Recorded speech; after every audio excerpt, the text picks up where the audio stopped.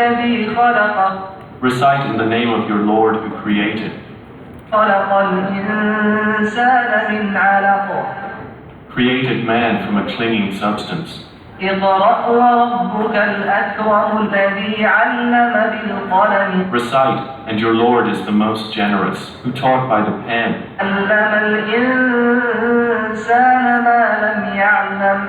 Taught man that which he knew not. صدق الله العظيم.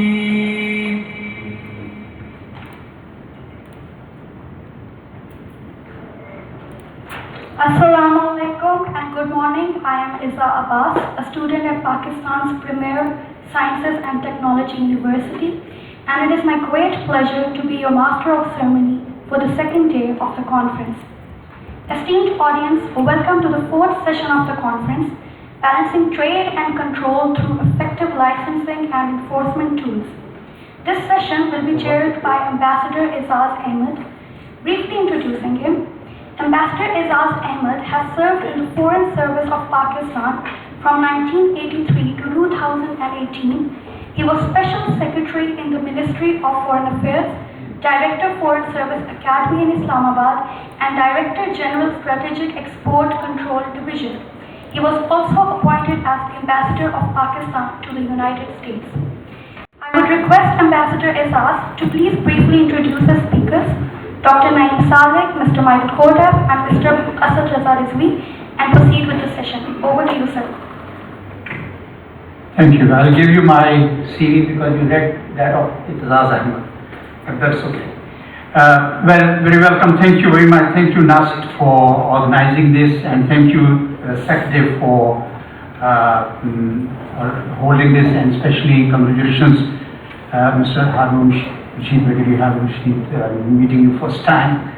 I've had my little association with SECDIV when I was additional Foreign Secretary for United Nations and Disarmament in 2012-2013. In fact, those were the foundational years, and we not only put together the practical infrastructure, but also organized the first two meetings of the Oversight Board, and later, which I chaired a number of times as Foreign Secretary. I would like to introduce the theme of this session for balancing trade and controls through effective licensing and enforcement tools. But let me share some of my own observations right in the beginning. I personally believe that it is extremely important for Pakistan to meet its international non-proliferation commitments in follow-up to the Export Control Act of 2004. It's a long name, but I'm just abbreviating it. We have taken a lot of measures, including creation of this SECDIV. But I must also say that while we institute controls, we must not strangulate trade and industry, because that will directly hurt the economy of the country. And therefore, I congratulate you for choosing this topic of creating a balance between trade and controls. Unfortunately, my own experience has been that many of the departments where they are supposed to facilitate, they end up becoming another layer through which an exporter and industrialist must pass. SECDIV must not be that layer. SECDIV job should be to make sure that no sensitive goods or technologies pass through, but at the same time, trade and industry flourishes, because that is directly connected to the. So that's why I feel that this is an important subject. I do recognize our commitments, and Pakistan is a supporter of multilateralism. I have spent quite a bit of time actually in multilateralism, and Gustavo Enchel is my colleague from those days in New York. Australia Group, of course, They have been visiting Pakistan. I don't know when they visited last time, but I remember it was in 2014, I think, or 2015 they visited, and I did engage with them. So my sense is that you chose the right panel for this session. The first speaker is Dr. Naeem Saleh, an executive director of Strategic Vision Institute. But there is a lot to his CV, and I jotted down a lot, but the abbreviated version, tells me that he was previously a senior fellow at CISS and distinguished fellow at ISSI, and he'll be speaking to us on connecting government, industry and academia for effective national controls. The second speaker is Mr. Michael Korteff, right? He will be speaking on licensing and enforcement best practices in Australia Group. He is currently serving as First Secretary at the Australian High Commission and served previously in Moscow, Cairo, Kuala Lumpur, and briefly in Colombo. The third speaker is Syed Asad Raza Rizvi. He'll be speaking on the role of National Counter-Proliferation Unit and National Targeting Center. He's a senior officer of the Pakistan Customs Service with more than 20 years of experience in different areas of customs enforcement, trade facilitation and policy making. And one speaker, I am told, will not be coming, Mr. Lino Arbudlida, and so we have the three of them. That will give us a little more time for question and answer session. May I start with you, Dr. Naeem Saleh, sir? You have the floor.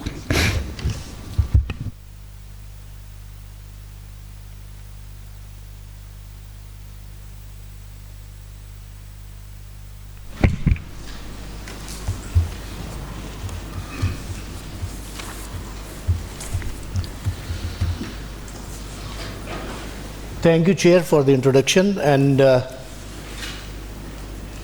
Bismillah ar-Rahman ar-Rahim, Assalamu alaikum, and good morning to all audience here. It's a great privilege to be speaking in the presence of so many experts in the field, and luckily for me, I am not going to repeat whatever was said earlier, because the topic which has been assigned to me is different from the technicalities of export control. And as it has been emphasized, and as the title of this panel suggests, implementation of export controls requires very delicate balancing between providing fair opportunities for flourishing of trade and exercising effective controls over the export of sensitive technologies and materials through comprehensive licensing procedures backed up by requisite enforcement tools in an institutionalized manner. However, it must be clear that only strict enforcement of rules and procedures will not yield optimal results.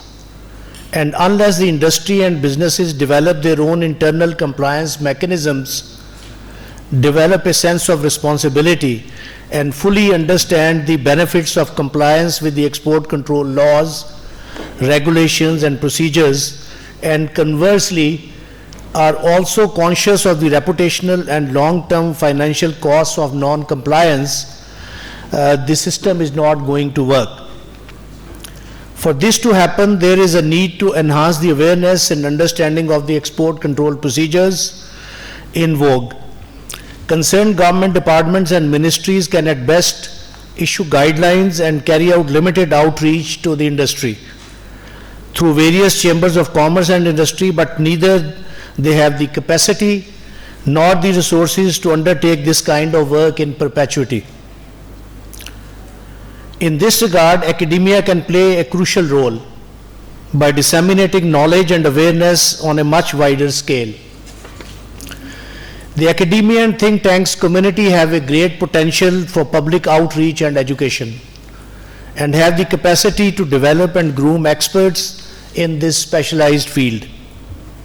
These experts can then carry the baton forward by educating the next generations of students on the one hand and providing expert advice to the concerned government agencies on the other. A very important function which the academia and think tanks are well suited to perform is the analysis and critique of whatever laws, rules and regulations government departments formulate before and even after their promulgation. The past experience in Pakistan suggests that whenever such laws related to strategic export controls and their associated rules and regulations are published, there is no independent analysis to point out loopholes and weak links which may not have been noticed by the government officials while drafting these rules. The academia shies away on the pretext that this is something which has legal connotations and which better be left for the legal fraternity. While the lawyers do not want to delve into this area, looking at it as a technical and scientific subject related to security professionals and civil bureaucrats. This shortcoming can only be addressed if the academia comes forward to take the responsibility of education and awareness. Role of academia is also significant because it creates the reservoir of educated and trained individuals who then populate the think tanks, civil services, as well as industries and businesses. It is also important to understand that strategic export controls is an interdisciplinary subject which not only requires social scientists for advocacy, analysis and interpretation, but also natural scientists who understand and monitor the developments in various domains of technology, their sensitive nature and the need to regulate their use and dissemination. This would involve physicists, chemists, biologists, experts in electronics and many other fields. With their knowledge and insights, they can provide timely warning and advice to the government on the need to bring certain technologies, equipment and materials under regulatory controls. Another important function which academia is best equipped to handle is the evaluation and scrutiny of any research papers, articles, reports or studies that are offered for publication by the researchers working in sensitive areas of scientific research to ascertain that these do not contain any information that could be in contravention to the export control laws and could be construed as intangible transfer of technology. To develop necessary capacity in the area of export controls and be able to undertake the suggested tasks outlined earlier, the academia will need to take some of the following steps. Develop and offer courses on strategic export controls as a specialized field of study in the international relations, strategic studies, physics, chemistry and biology departments. It may also be possible that any one of these departments could offer this course for students across the social sciences and natural sciences divide, and students permitted to opt for this as an extra departmental course moving across faculties. An alternative approach could be to develop centers of excellence in this particular field, offering courses to students from the relevant departments. The advantage would be that expertise in this area would develop quickly and would be concentrated in these centers, thereby making it simpler and easier for the government as well as the industry to contact them for advice. The academia should also facilitate, in concert with the relevant government departments, the placement of students specializing in export controls in the appropriate industries. This will provide an added incentive to students who venture into this field, knowing that they will have an assured employment opportunity once they have graduated. The government should provide support for the setting up of such departments, centers, by harnessing the resources that can be provided by the industry to establish and run these centers. This will naturally develop synergy and cooperation between the government, industry and academia for everyone's benefit. Similarly, think tanks will have trained researchers in the area of export controls available for them to hire and task them to carry out focused research in export controls and related subjects, including in international treaties, agreements and export control regimes. This policy, if adopted now, will start yielding results in 5 to 10 years' time. And as these institutions mature, their utility will become more and more valuable. In this context, I would like to recall some of the references made by the Japanese expert and Dr. Zenders during yesterday's proceedings. The Japanese expert mentioned the practice of export control experts visiting the universities in Japan, as well as provision of on-site consultation for the concerned universities. This could be a useful model to begin with, but would, in my opinion, will have limited reach and utility and cannot be an alternative to integral capacity of universities in this discipline.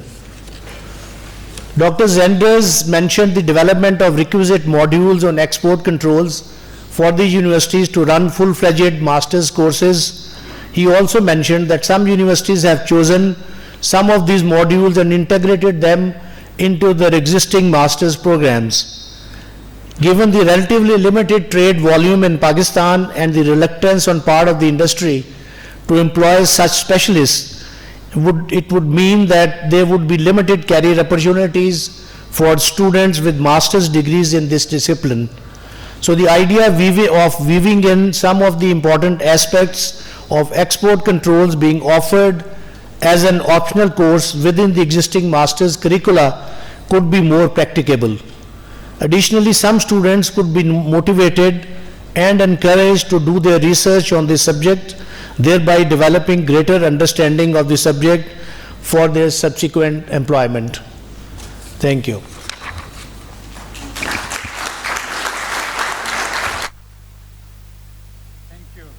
Thank you. I'll not make any reflections. We'll do that in question answer session. It's your turn now, Michael.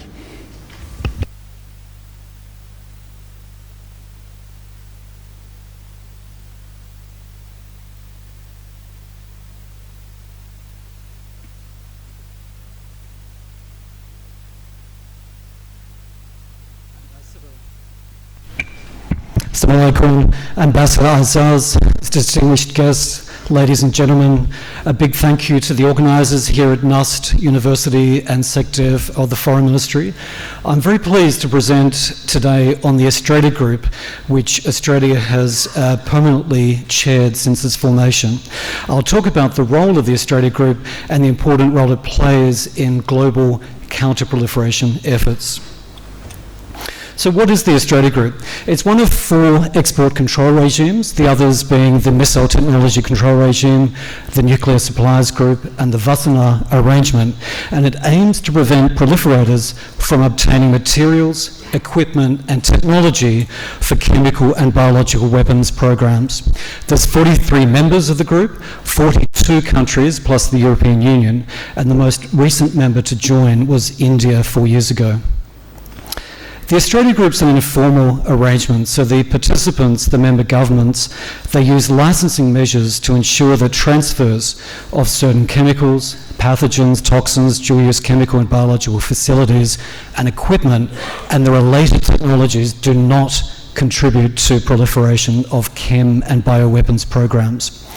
And this is important because these programs are often targeted by proliferators, and the export licensing measures also help to ensure that commercial firms and research institutes do not inadvertently supply materials, equipment and technology to those proliferators.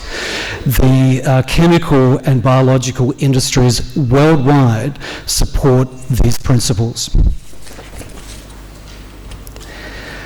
There are not any legally binding obligations within the Australia Group. The export control decisions are made by the individual states, and they remain the exclusive sovereign right of those exporting states. So as a group, there's collaboration on shared commitment to counter proliferation goals and to strengthen national measures. So none of the participants can veto or dictate to anybody else their export decisions. And they take into account key considerations with regard to those national measures.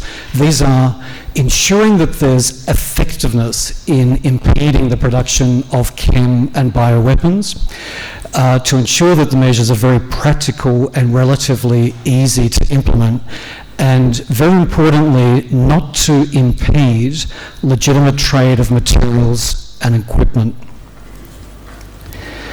So being a participant of the Australia Group means supporting UN members to meet their obligations through the Chemical Weapons Convention. As you know, this is an arms control treaty prohibiting the use, development, production, stockpiling and transfer of chemical weapons and their precursors. The Biological and Toxin Weapons Convention. This treaty is banning biological and toxin weapons, prohibiting their development, production, acquisition, transfer, stockpiling and use, and also UN Security Council Resolution 1540 relating to the non-proliferation of WMD. The origins of the Australia Group, well, they date back 4 decades. A UN investigation team discovered Iraq had used chemical weapons in the Iran-Iraq war in violation of the 1925 Geneva Protocol, and some of these precursor chemicals and materials and equipment, they had been sourced through legitimate trade channels. So the initial countries involved, many of them did have controls already, but there was a lack of uniformity, and it was clear that there was attempts being made to circumvent those sorts of controls. So the first meeting happened in 1985. There were 15 participant countries, and they agreed on the value of exploring how controls could be more effective in stopping diversion into chemical and biological weapon production, whilst at the same time upholding and supporting legitimate trade. And since then, the scope has evolved together with the expansion of technological innovation and the evidence that, again, Iraq was using biological weapons in the early 90s led to the inclusion of biological weapon control lists to do with specific biological agents. So the common control lists, they're available publicly on the Australia Group website. They contain certain equipment, technologies, software, a whole range of things that could be used in the manufacture of chem and bioweapons. So the licensing measures apply to the export of 5 main things, so chemical weapon precursors, human and animal pathogens and toxins, plant pathogens, dual-use chemical manufacturing equipment and related technology software, and dual-use biological equipment and related items. So these lists are reviewed regularly, and they're informed by technical experts to minimise the risk of proliferation into these chem and biological programs. And all of the decisions within the Australia Group, everything, whether it's membership or what goes in, what goes out, are made by consensus by the group members. So the members also agree some other provisions. One of them is a catch-all provision. So this is a requirement to seek authorisation from the group for the transfer of non-listed items where a country assesses that those items in question could be intended in entirety or in part for use in chem biological weapons activities, and they share that information with other members. There's a no undercut policy. So this is where the licence for an export identical to one denied by another Australia Group participant will only be granted following consultation with that participant.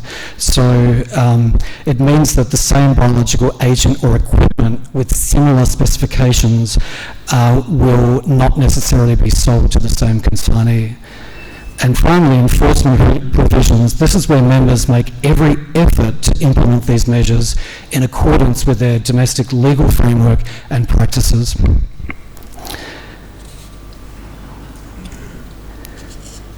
So the austerity group, as I mentioned, it's aiming to ensure that the controls do not hinder legitimate trade, but at the same time to protect sensitive items from being diverted. So the group recognises that strong and well-implemented export controls provide the business community with confidence and certainty, and the export licensing is an important means of ensuring that legitimate trade in chemical and biological agents and related equipment can proceed unfettered. An important part of the austerity group's work, as Ambassador Aizal's mentioned, is outreach to other governments as well as to industry in the private sector. And this outreach involves demonstrating the value of export control regimes in countering proliferation and how they can contribute to international peace and security. So the work of the austerity group today is as important as it ever has been. As we've seen in recent years, chemical weapon use is not only abhorrent, but it violates international law. We saw that with the Novichok nerve agent precursors, following the poisonings in the United Kingdom in 2018, there have been additions to the austerity group control list of these sorts of chemical weapon precursors.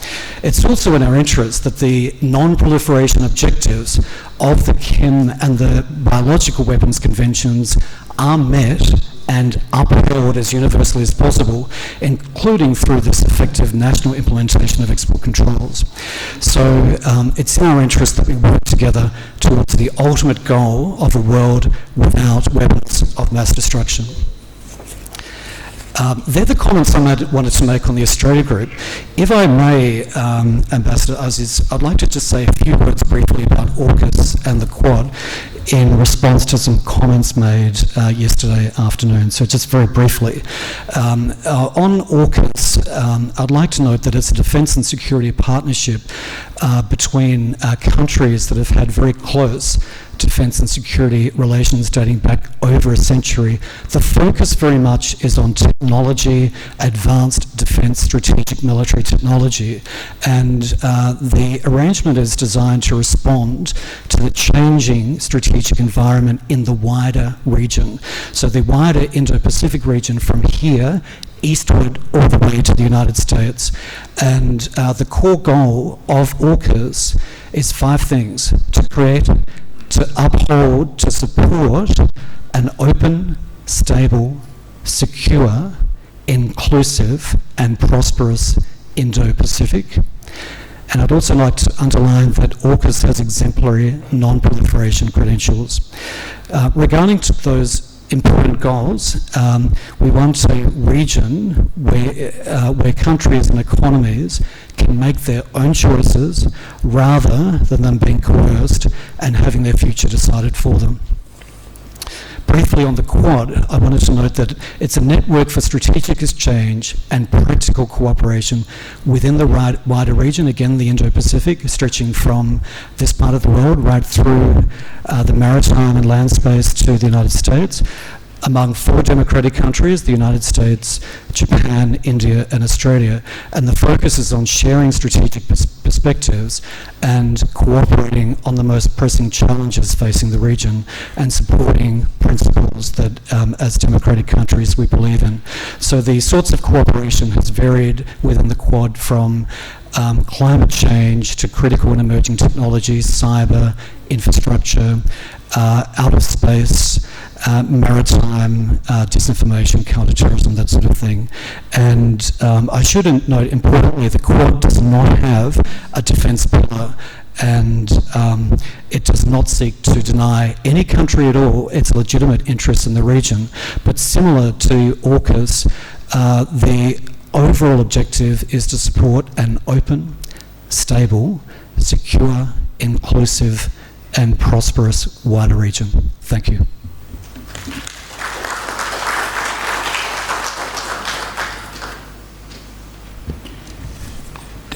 Thank you.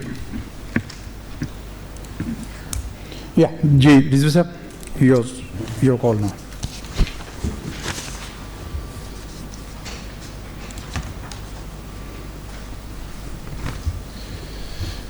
Bismillah ar-Rahman ar-Rahim. So that you My name is Asad Raza Rizvi. I'm the Collector of Customs for Exports at Karachi Port.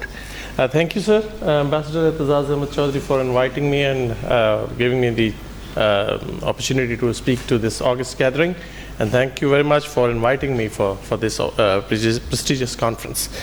My point of view would be some sort of an expert, not an expert, but a practitioner point of view as far as the trade controls are concerned and the initiative that we've been taking along for quite some time now.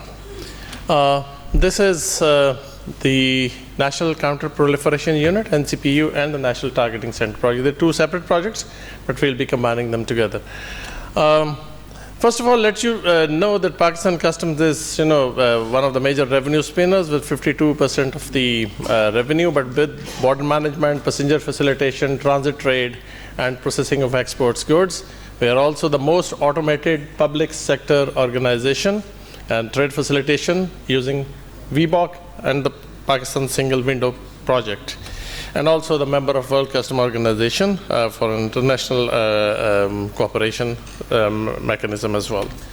We are the only LEA, law enforcement agency, with a jurisdiction over land, sea, and air. So this is the geographical framework that we are working with. These are the border and the coastline that we have, and also the national entry-exit points that are being manned by Pakistan Customs. Now, what's the mandate of Pakistan Customs on strategic goods controls?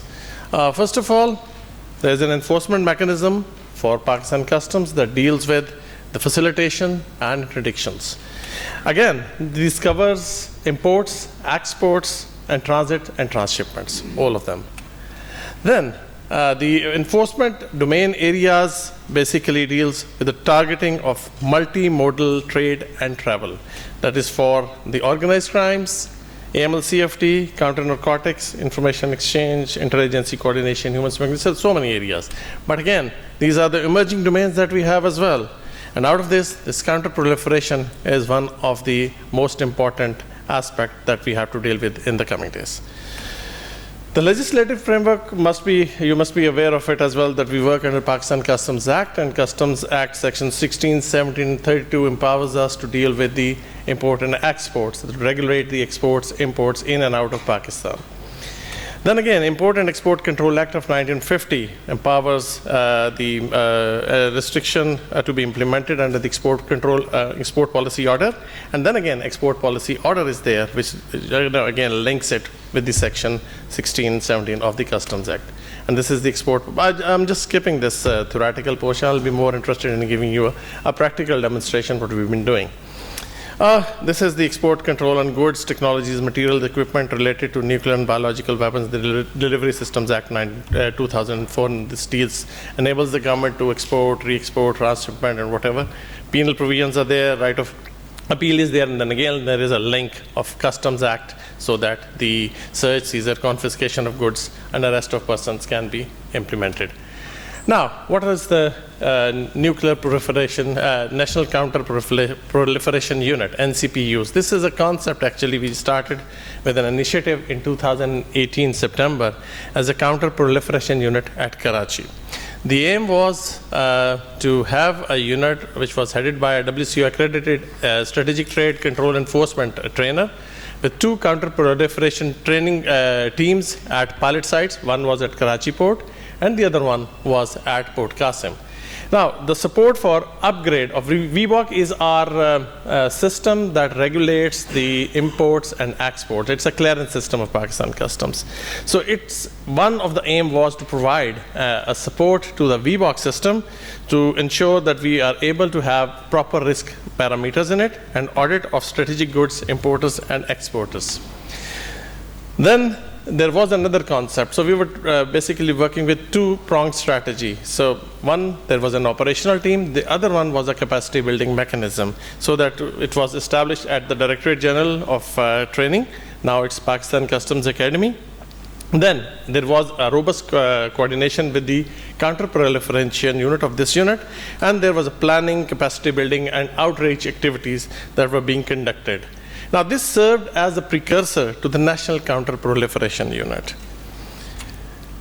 NCPU is a product of a collaboration between Pakistan Customs and SECDIV. It aims at providing its coverage to all entry and exit points in Pakistan, and it's the first of its kind in the region. It's headed by a program director and all the local NCP. So we, expanding it to all entry-exit points, seaports, land ports, border points, so that our counter-proliferation teams are at every entry-exit points, and they are actually connected with the national counter-proliferation units. Now, you must take this into account, that the results are coming, which comes from the CPUs or the NCPU might be very different from a routine enforcement mechanism or a formation. You'll be getting seizure every day in a routine enforcement mechanism.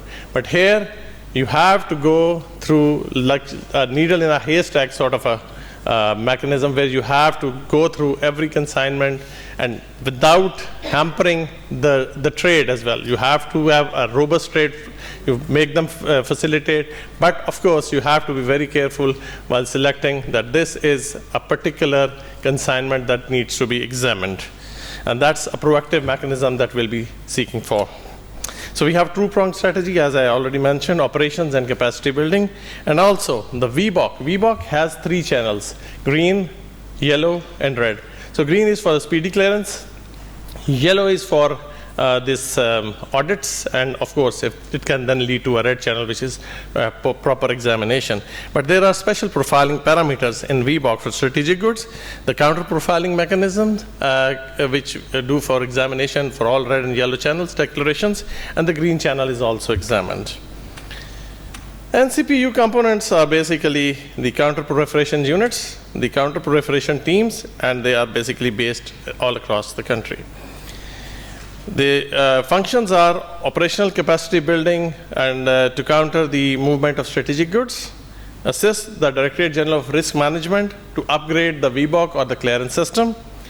We have a training mechanism in place as well, and also liaise with the SECDIV for all reach-back outreach activities. The workflow basically deals with, first of all, we tell our guys to have a controlled commodity list that is circulated between the examination officers. It is categorized as far as the free, restricted, or banned items. The verification is being done prior to the examination. There's NOCs, permits, licenses. There's a technical reach back to the SECDIV. We have an export intelligence branch so that we can get any information in advance if possible. Customs Intelligence and Investigation Directorate General is a separate organization that also keeps an eye on all the activities. And also we have a post-clearance audit mechanism.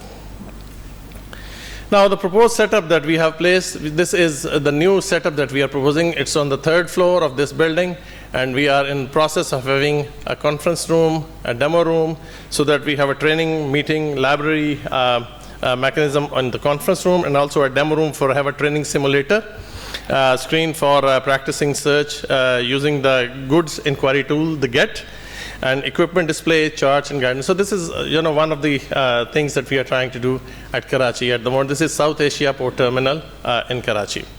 Now, just to give you one case study, it's always very easy to get the information and also to search each and every consignment. But being a practitioner, you need to have more facilitative towards the trade. So we cannot go and get every consignment on hold and then examine it. So you have to be very careful while examining it, and especially when it's an export consignment. So in one case study recently that we intercepted was that there was a consignment that was going out of Pakistan. It submitted its declaration in the VBOC system. Now the VBOC parameters actually put it in the yellow channel, and it went to the counter-proliferation team. They examined the documents, and after that, it was transpired that there were some loopholes in that, and they, shifted it to red channel from the yellow channel. Now this went to an examination area.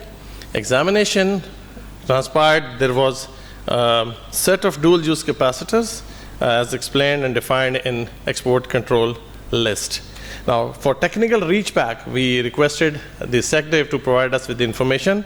It was confirmed by the SECDIV that this is one of the ban list items, and that's why it was seized and sent to the warehouse. The examination was completed, and all the further investigation is underway at the moment.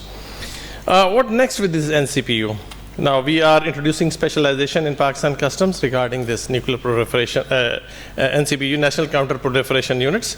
Effective reachback mechanism is already there, so we want to make it more strengthened. We are also working on public awareness and integrating the counter proliferation unit for an effective targeting mechanism. Now, this targeting mechanism needs to be providing us with the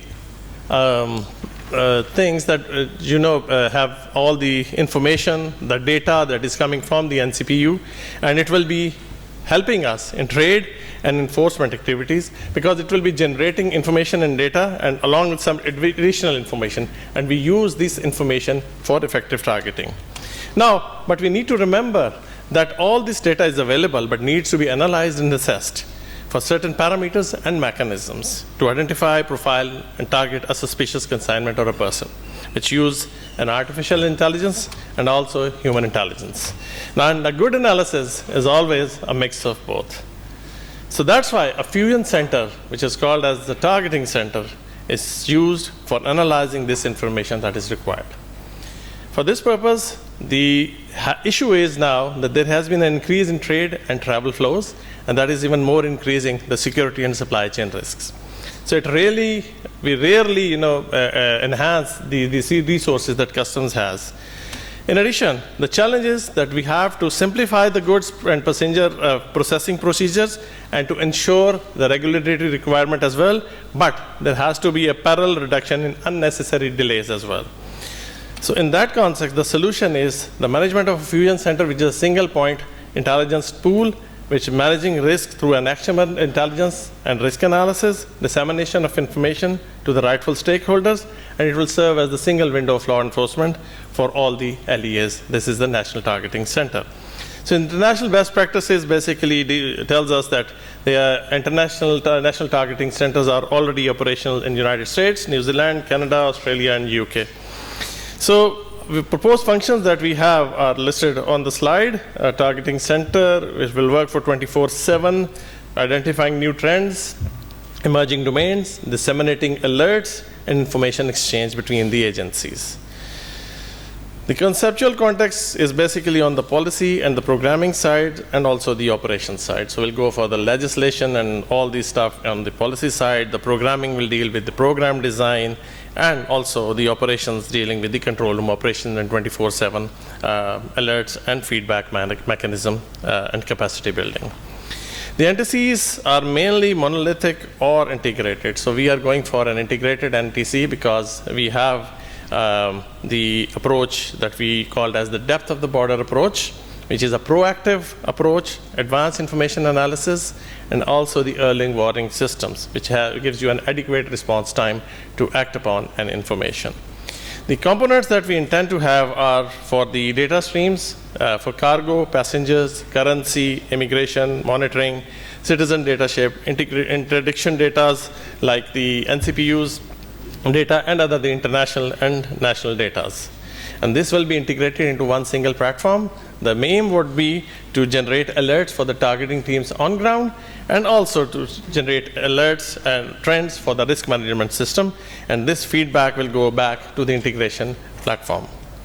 The information system that Pakistan has at the moment is the VBOX system, the cargo targeting system that we're getting for the WCO, the National Counter Proliferation Unit that we are operating with at Karachi Port. Then again, for passengers, we have an API PNR system, the GTAS that is in place. We have a currency declaration system and immigration system, IBMS, at the moment. And we have a CSER database that is called as the NSEN, that is we have it from the WCO, and some open sources mechanism as well. The systems that have already been deployed, these were the systems that were deployed locally. The same as the custom interdiction module that we do for the roadside interdictions. IBMS is the immigration software. CDS is the locally developed currency declaration system at all airports and exit points. The international system that we have through donors is ANSEN, and the Global Travelers Assessment System, which is the API PNR system. The under deployment systems at the moment are cargo targeting system, which will be very helpful in the concept of NCPUs. That will help us in proactively profiling any consignment that coming into or going out of Pakistan. And to be deployed are basically the local international systems that we intend to have, and also from the donors. At the moment, we also intend to include the port control units, which are the product of UNODC WCO container control project, the NCPUs, which will be integrated in this system, and also the integration platform. So these are to be deployed at the moment. So we are still in our somewhat deployment phase. So this is the proposed organization that we propose, and we're going to have an administration or a vigilance wing, the cargo controls, separate division. We have a separate division for passenger controls, interagency cooperation, and operation management and coordination. Thank you very much, and we'll be open to your questions as well. Thank you.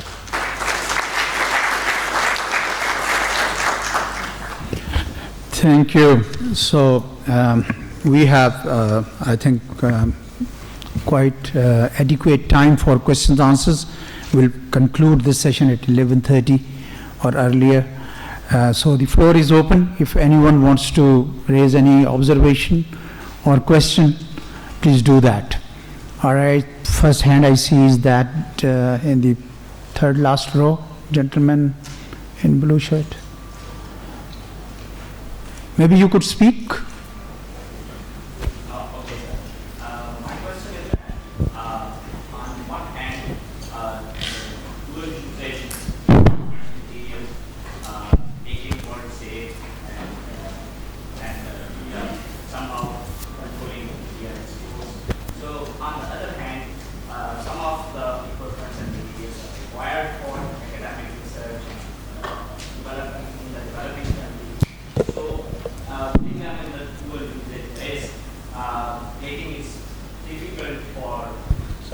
Making it difficult for their requirement and their procurement, and delays, and especially particularly when it was in the COVID, some of the actuators and accelerators were very difficult to procure for our indigenous and local ventilators while we are developing.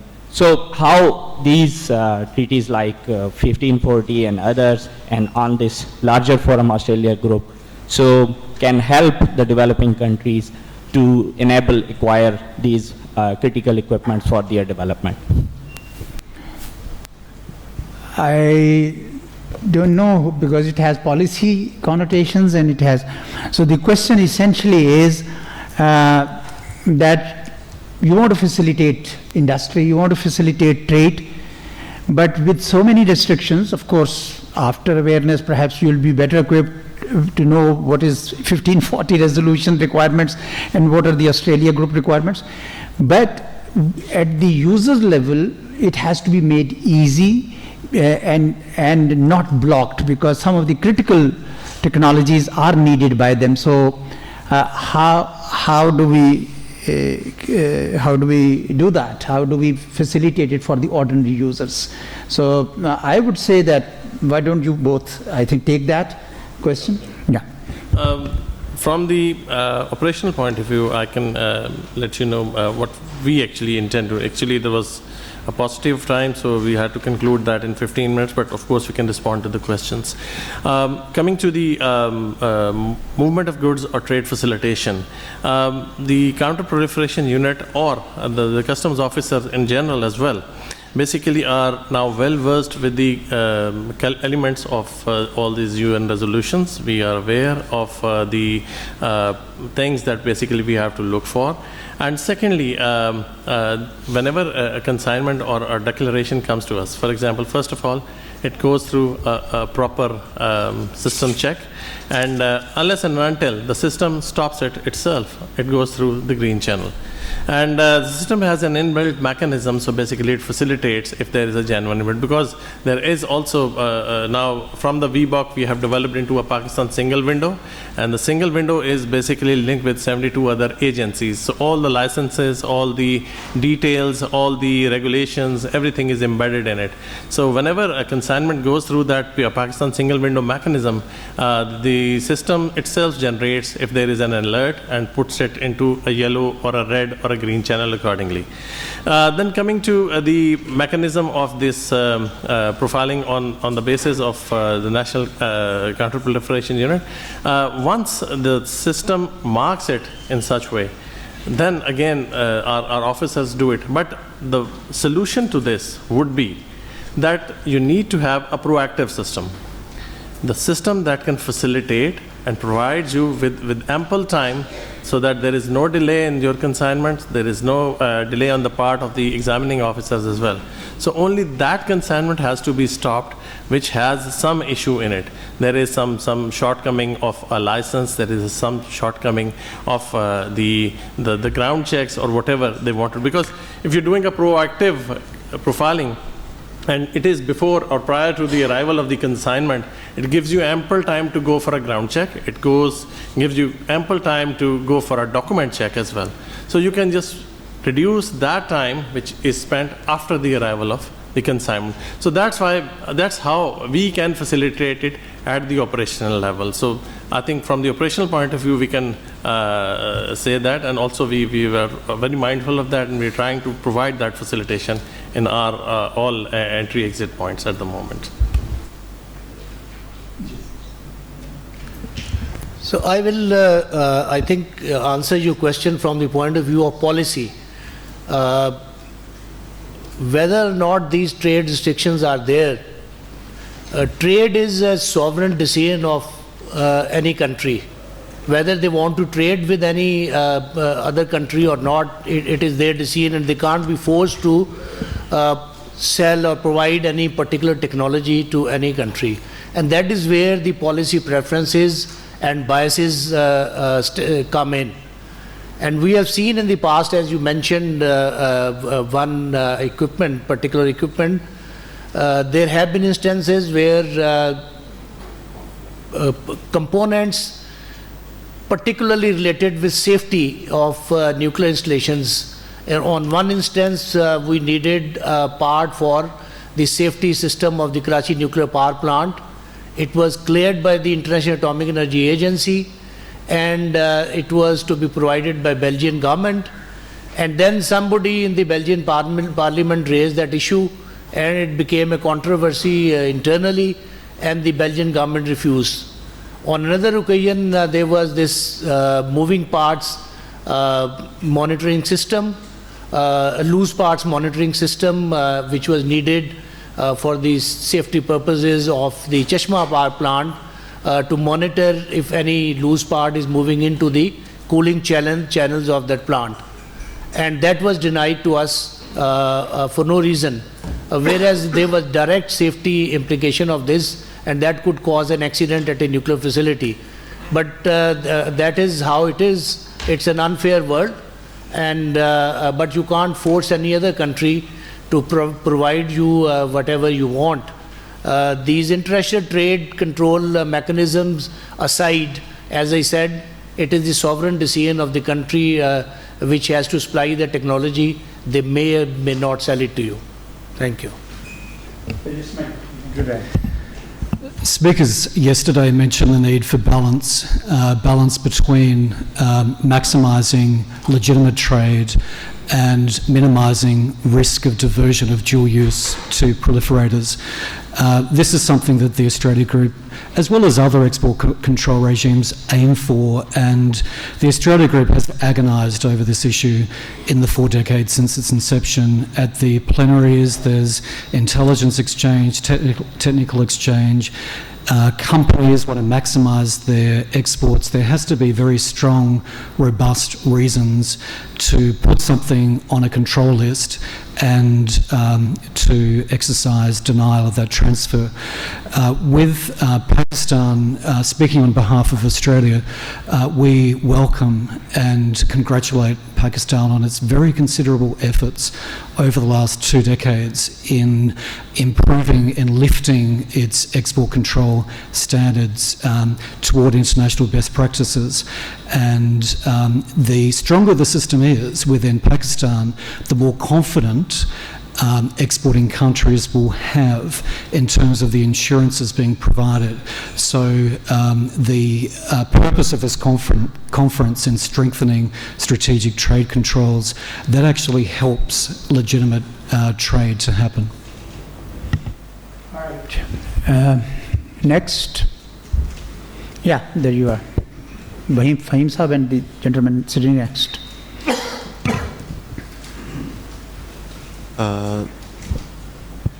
My question is to Dr. Naeem Salek. Sir, do the academia in Pakistan really know about strategic export control, and do you recommend any model of that kind of synergy? Your mic is probably not working. Sir, I am not audible. Yeah. Sir, my question is that do the academia in Pakistan really know about what is export control is, and do you recommend any kind of model of having a synergy between industry, academia and the government? And the other question is to Mr. Michael concerning the AUKUS cooperation. So are you considering the IEA NPT safeguard concerning the transfer of technology or fissile materials under this cooperation? Thank you. All right, so why don't you go ahead and... As I mentioned in my presentation also, that this is an area which people simply shy away from, thinking that it is too technical for them to understand, whereas we have all experienced that once we started this process of developing our export control legislation and the lists, we all learned on the job, and it's not all that difficult. The only thing is that you have to make the people aware and also make them conscious of the importance of this subject. As far as academia is concerned, as I said, from the students' point of view, they are always attracted to the subjects which can earn them employment at the end of their education. So that's why I suggested that there has to be a synergy between the government, the academia and the industry, and industry needs to be encouraged to induct these kind of professionals or experts who have done some work, done some academic research, or attained some degree in this field, to give them employment, and that will encourage people to come into this field. Otherwise, it is equally, I think, easy for any social scientist or natural scientist to understand. You only have to focus on it, and once you do that, it's not difficult for anybody to really understand what it is all about. Thank you. AUKUS leaders have made clear that the AUKUS projects will be carried out in a way that meet the highest possible non-proliferation standards and set a high bar for ourselves, and will strengthen the integrity of the global non-proliferation regime. So that's the commitment at a leaders level. Before the Nuclear Non-Proliferation Treaty Review Conference, which was held in August in New York, there was a working paper released by AUKUS partners, and the key message regarding nuclear naval propulsion cooperation under AUKUS is that it will be conducted in a manner that is fully consistent with our respective obligations under the Nuclear Non-Proliferation Treaty, and that relevant safeguards agreements and the IAEA agency, and will continue to reassure states parties to the NPT and also non-states parties such as Pakistan and the broader international community that they can have full confidence in our commitment to the process and to an outcome which achieves these goals. Transparency and close engagement with the IAEA are central to this approach. Thank you. Thanks. Yeah, good morning and assalamu alaikum. I have a two-part question for customs. I mean, hats off to customs for what you've done. I mean, I've seen what PSW does. Question number one, part A, sorry.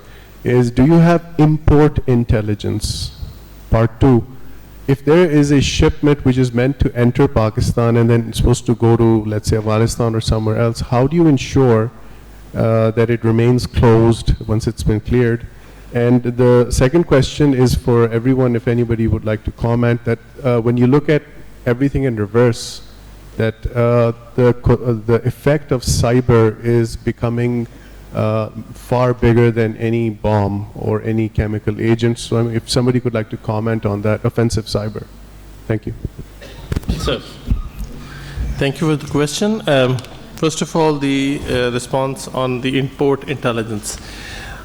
These days, the import data is available, and the manifest can either be provided by some companies, or you can buy it online. It's available. Sometimes it's open sources, sometimes you can get it from the companies. Some companies sell their software along with that as well, so that you can make some targeting. Like I know a couple of, I don't want to name anybody, but of course there are some companies, because it will be, there are private companies. But again, there are some systems that have been developed internationally.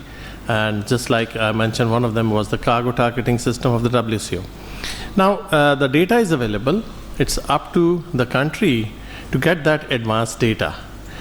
When you get the data, for example, I'll give you an example. It's more of a proactive sort of profiling, or a proactive intelligence that we'll have. If there is a consignment that is coming from Brazil, for example, or Colombia, it departs for Pakistan, it may take about a month to reach. But if you have a collaboration with Maersk or with some other shipping line, and it provides you with an advanced data, then you will still have about 1 month prior to the arrival of that shipment to do all the ground checks, to do all the investigations, to do all the requirements, fulfillment that you want to do. So it will facilitate your trade in a way that prior to the arrival of that shipment, you have gone through all the requirements, all the checks. If you have any suspicions, you may be able to resolve that early, or if you think that that's the only suspicious consignment that you have to basically hold, then you can do that for that particular consignment and let the rest of the consignments go scot-free. Because in this way, you'll be only targeting that suspicious consignment, and you'll be facilitating the 99.99% of the rest of the trade. So you get then again, there is another company. We have got an agreement with a private company that will provide us with the data of all the international shipping lines. So they will consolidate the data and get the data into our system. So, which is the Pakistan single window. So that data will be coming to us in advance. So we'll be profiling that accordingly, and that data will also come to this national targeting system, which is the cargo targeting system as well. So we'll be doing it dual ways. So one system would be doing it for the trade facilitation angle.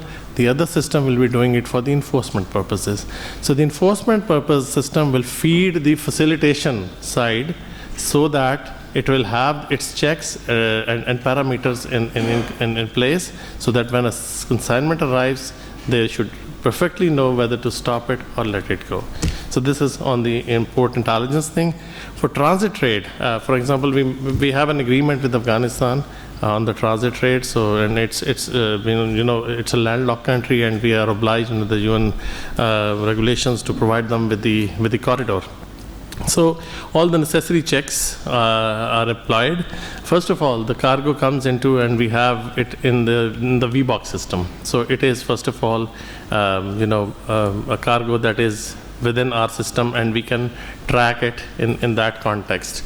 Secondly, all the cargo that is arrives at the port of Karachi and goes to Afghanistan, we have a tracker check. It is placed there on each and every container, and 2 or 3 trackers are placed on that at different locations. So if there is any deviation from the route, if there is any deviation of, say, opening of the gates, or changing of the prime mover or whatever, or if there is an unusual stoppage, we get the alert and teams on ground basically go there and check what's the reason for that. So there is a check on the transit trade, and of course we can scan 5% to 10% of the commodities as well, or the containers as well. So both of these checks are in place. Thank you. I think you want to add cyber something? wala. Yeah. I think your question about cyber is there. Cyber actually is emerging as a threat which has got a very wide canvas, but I will just focus on this particular aspect of trade controls, because the problem is that the more you automate the systems, the more there are chances and for the cyber to interfere with that. So there can be hacking, there can be interference with the system, and that danger will always be there. Particularly, the more and more you become dependent with these smart devices, computers, and the digitization of the system, the cyber will, at one time or the other, be a potential threat. So while I think developing the systems, we have to be conscious of this and build in the firewalls to prevent the system from interference by cyber attacks from wherever they originate. All right. Yes, sir.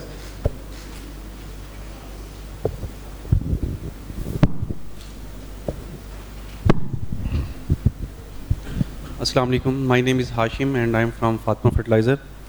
My question to Dr. Naeem Salik Saab.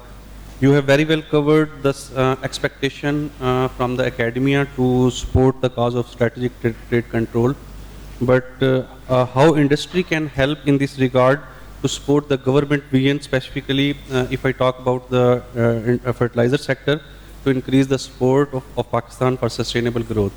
And the second question in this regard is, have we done the worldwide gap analysis, the best practices from the international level, that how academy and industry can support, and we may develop the roadmap and action plan giving the actions to the academia and industry both to support the cause.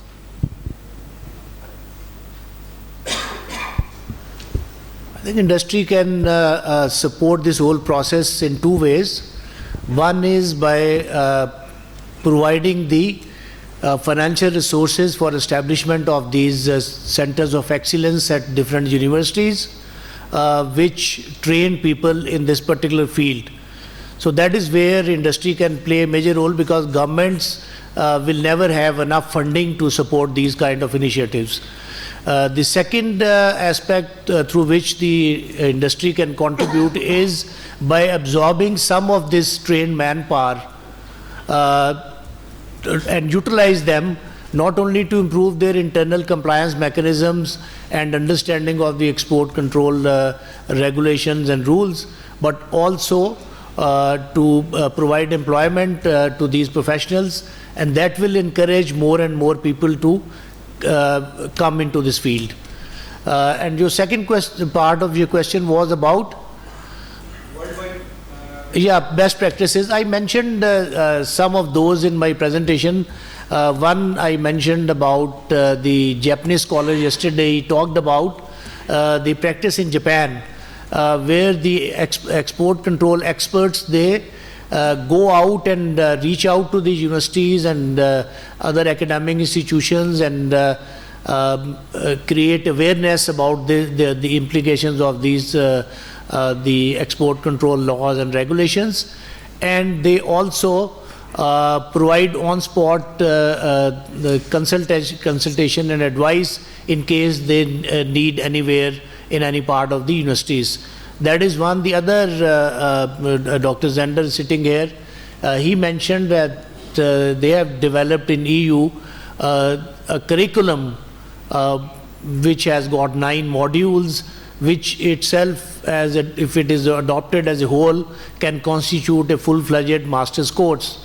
But some universities have picked up some of the modules and knit them into their existing master's programs. So this is how the things are going around the world. So we can adapt all these kind of practices which are happening according to our resources and our environments, and make use of them. Obviously, as we introduce these, we'll find ways and means to further improve them. All right. Anyone else? Yeah. Thank you, Chair. I have a question from Rizvi Saab. How do we balance stringent import control regime and technology and innovation? Because I'm referring to the procedures vis-a-vis import of 3D printers and drones. They are generally, one has to get an NOC even if it is for recreational purposes. So how do we deal with that? Interesting questions, because it deals with more of a policy than of the operational side. But again, I would like to take you to the Pakistan single window concept. This concept is basically developed to bring all the stakeholders, all the departments, all the people involved in trade at one single platform. When you talk about a routine sort of a clearance for anything, now there is one thing which, you know, there is some licensing or some NOCs that are required. So if that is a policy, you have to go through it. So that is one procedure. But when there was no system, for example, we were only using the VBox system, which was the clearance system, and it was a standalone system having one or two linkages with the other systems. So what used to happen, that the person used to file a goods declaration, and then the system used to stop that consignment just because of want of an NOC or want of a license or want of some other document. And the trader had to go from door to door from every department and reach out to them for NOC or license or every document. So that was an issue that has been removed now. So everything is online. So whenever you apply for a clearance of your goods, it goes directly to the system of that agency, and in fact their counter starts at that time. So they have to give their recommendation whether it's a bona fide import or not. So if they approve that, it comes back into the system within no time, and your consignment will be cleared. If there is an objection, then they have to write to it. Otherwise, there was probably an issue of rent seeking or probably some corruption, which has now been reduced to a minimal with this introduction of the system, because nobody is interacting with anybody. And the system is very transparent, and the system is in place. So hopefully with the coming days, when this single window develops into a full-fledged platform, it will be much more easier for the traders to basically import or export their goods. So these issues are there, but of course you have to get them resolved through technology. So technology can be used in this context, and we are using it at the moment. Thank you. Yeah, the gentleman here, second last one, yeah.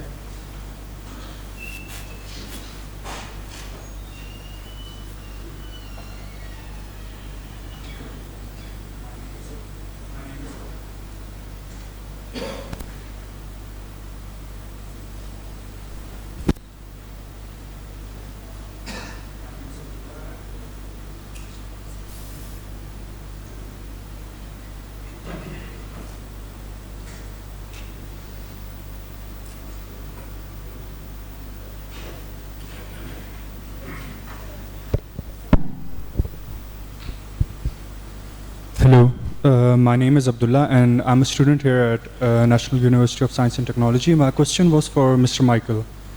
The goals mentioned for Quad are quite appreciable, but your mention of exemplary record of Australia Group might not really be true, as there have been breaches regarding one of your South Asian members, where large amounts of uranium were domestically stolen, and a lot of media outlets reported on that. Do you have any comments about that? Thank you for the question. I think you're referring to the Nuclear Suppliers Group exemption from 2008, that arrangement with India. No, Australia Group.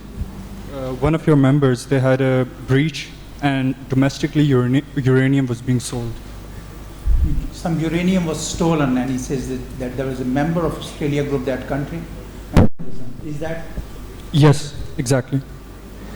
So what has Australia Group to do with that? They mentioned a very good record where they didn't have any problems, and He there mentioned were. Australia, I think, not Australia Group. Australia Group is... Anyway, you go ahead and see. Whether it's the Australia Group participants or individual countries, and I can speak on behalf of Australia, we are aiming for the best possible non-proliferation standards. There's constantly technological change and advancement. There's sort of patchy, incomplete information, and proliferators, whether they're states or non-state actors, are always trying to stay ahead of the game.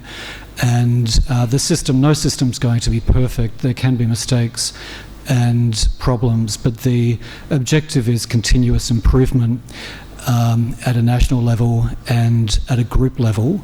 And there is, as part of the information exchange within Australia Group plenaries, like with other export control plenaries, there's a lot of examples provided and insider information on those examples.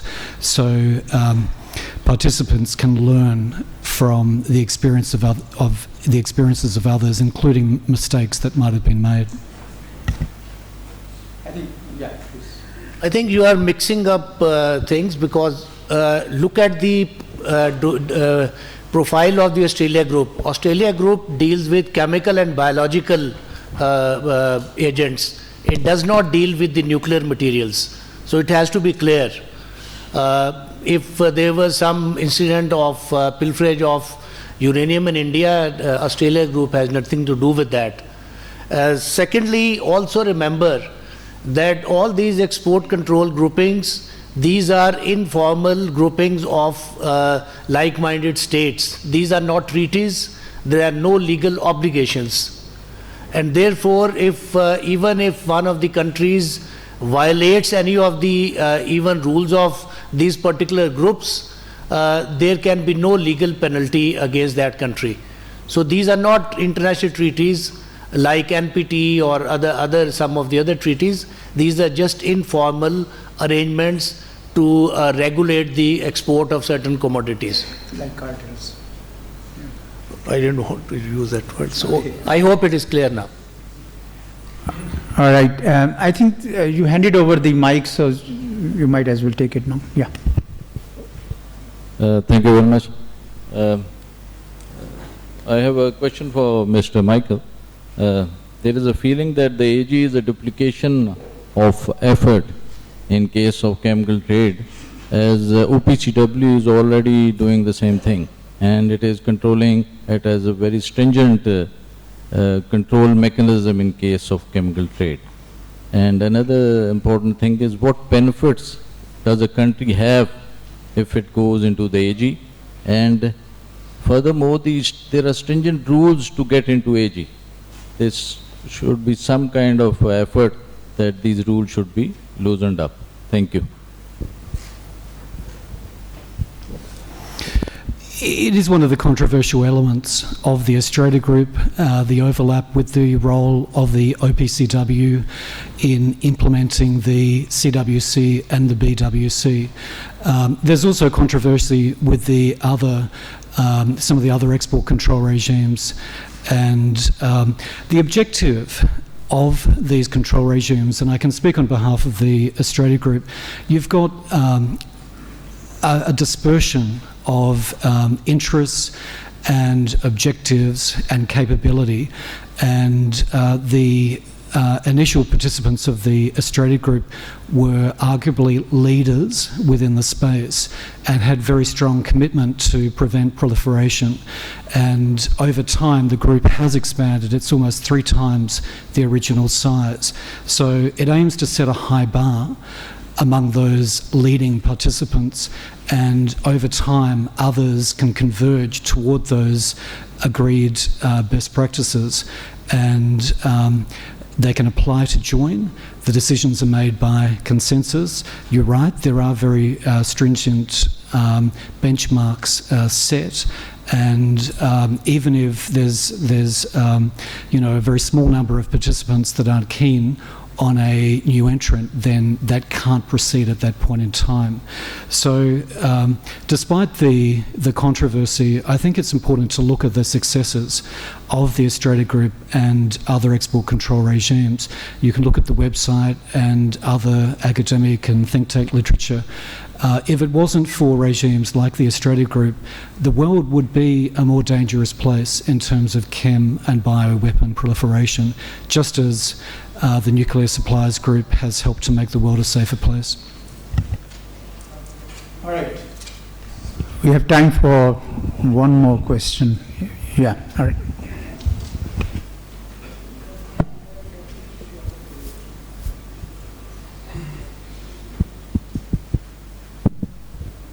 I also have a question for Mr. Michael. How the Australia Group deals with the complexity of dealing with all the countries having different level of military and economic developments. Every country is different, its own priorities, etc. I think the question was to do with the different stages of development of countries. That's something, as Australia Group Chair and working with many of the other participants of the Australia Group, that's something that we've been very focused on for decades. And I mean, myself personally, I was involved in outreach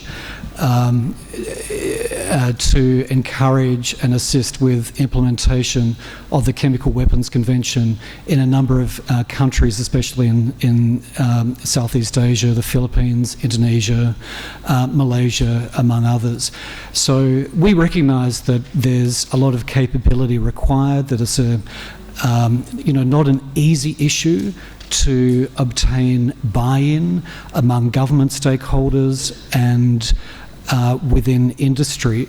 So by working closely with lead agencies in partner countries, we've worked with them side by side to raise awareness and build buy-in.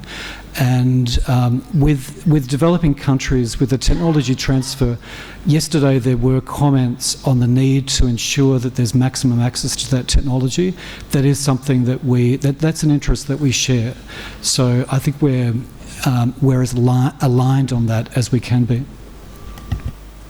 All right, thank you. Let me just conclude this session by making a few concluding remarks.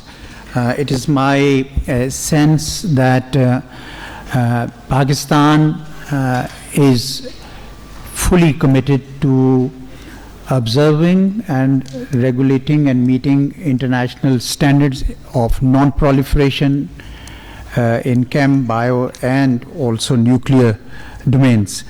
And the very purpose for the creation of SECDIV was to ensure that our export controls are in keeping with international best practices, but also allow for legitimate trade and industry.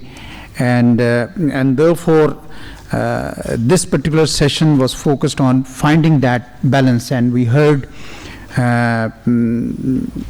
Dr. Naeem Salik, who, if one item I could single out, was to create awareness and use academia and think tanks to create awareness, identify the loopholes, and then make the control regime effective, while allowing for the opportunities for the trade and industry to flourish. Mr. Kortef, I think very well elaborated the importance of commitment to collaborate with the international community to meet the non-proliferation goals and strengthen national measures. And I think Pakistan has done considerable amount of work in the last few years, as you also have acknowledged, in harmonizing our control standards with the best international practices. Then we heard Mr. Rizvi give a practitioner's perspective as he has spent his lifetime in Pakistan Customs, and explained how measures like National Counter-Proliferation Unit and other are being instituted. It's a tall order because industry is expanding, trade is expanding, and movement of goods and people is increasing, and therefore there's a lot of catching up to do by Pakistan's customers. By and large, I think the commitment is there, and the need for them to cooperate or maintain close link with SECDIV, as you explained in that loop, and also with the industry, with the academia, I think would be important. So on the whole, I believe all speakers have contributed to building our better understanding on how to find that balance between trade and controls in this domain. Thank you very much. Back to the Ladies moderator. and gentlemen, with this we have come to the end for our first session of the day. I would like to thank the Ambassador, Ambassador Aizaz Ahmed, for being the session chair. And I would request him to please present the souvenirs of the conference to our worthy speakers. Thank you, sir.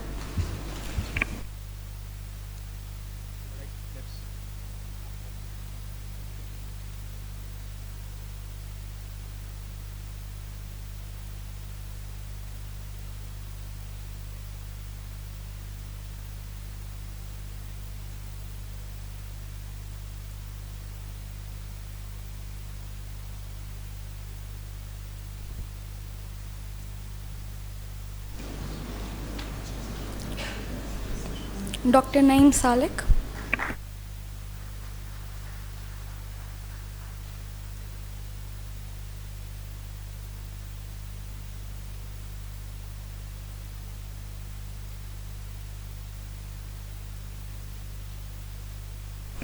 Mr. Michael Kotev.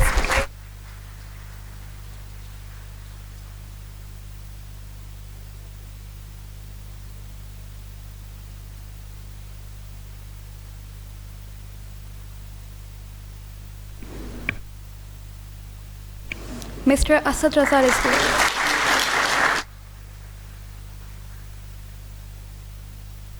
Now I would like to request His Excellency Ambassador Gregory Maskoff to present the conference souvenir to the chair for this session.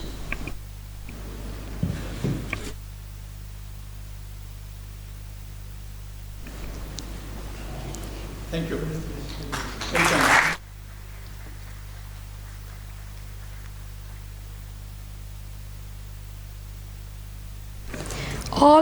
The next session will commence at 11:45 a.m.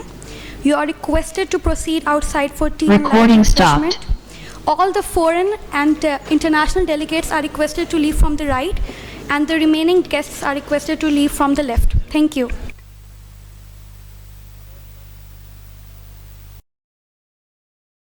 On latest development in international export control routines and future challenges is Mr. Kamran Akhtar Malik.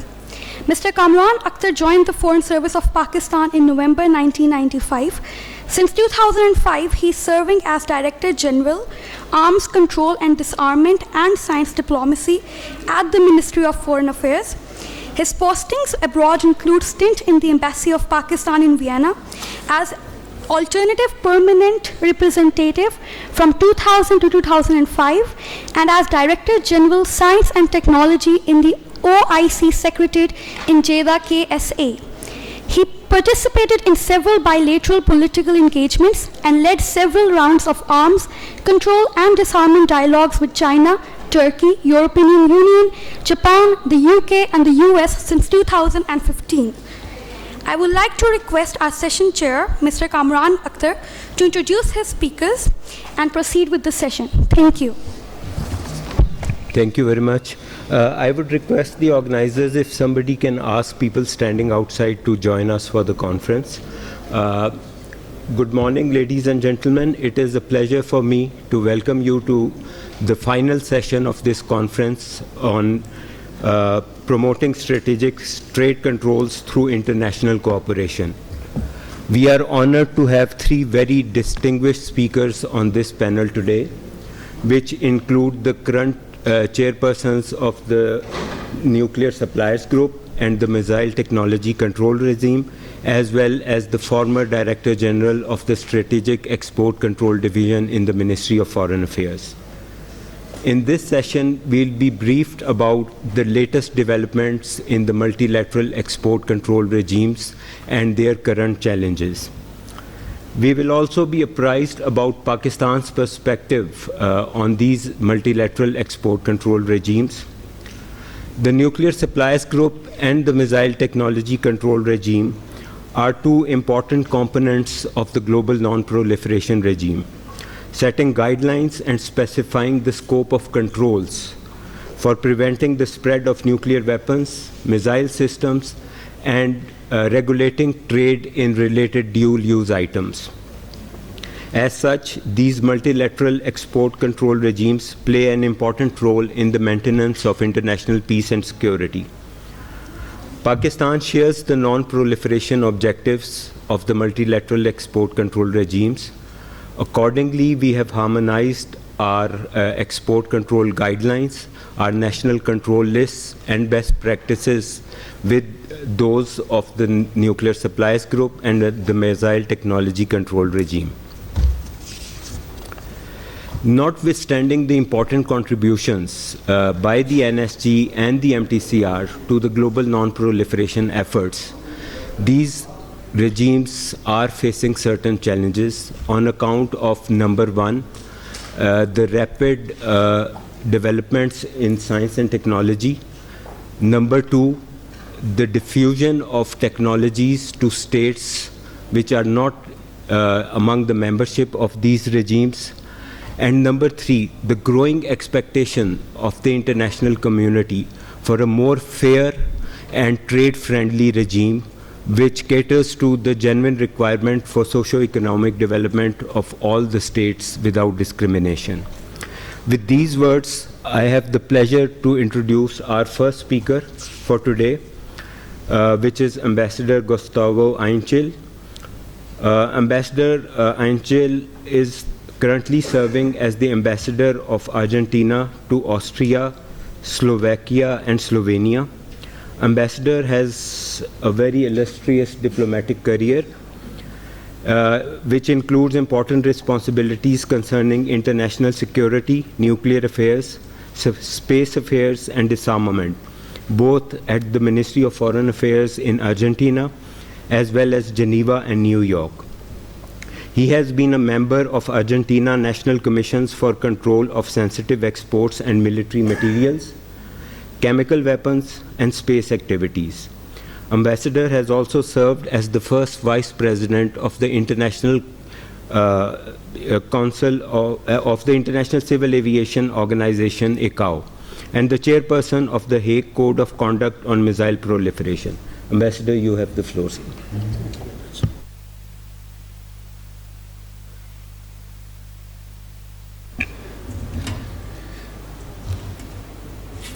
Good morning to everyone. First of all, I'd like to thank NIPS and SECDIV, of course, for the invitation, for organizing the conference and for the invitation. I'd like to start with the usual disclaimer. In my presentation, I'm going to include information that can be tracked to public sources. The last part of my presentation, I'm going to include assessment or visions, which are those of my own. They don't represent the views of the Nuclear Suppliers Group or its members. They will be based on my experience of many years working with this. I think this disclaimer is important in order to be able to share with you some comments with more freedom to trigger a more productive conversation. Which are the goals of the NSG? To contribute to the non-proliferation of nuclear weapons through the implementation of two sets of guidelines for nuclear exports and nuclear-related exports. To ensure that nuclear trade for peaceful purposes does not contribute to the proliferation of nuclear weapons or other nuclear explosive devices, and that international trade and cooperation in the nuclear field is not hindered unjustly in the process. To permit the maximum amount of legitimate nuclear and dual-use commerce, to reduce as practicable licensing burdens on participating governments and industry, to harmonize nuclear cooperation between suppliers and receivers, consistent with shared principles, applying a common non-discriminatory standard for transfers.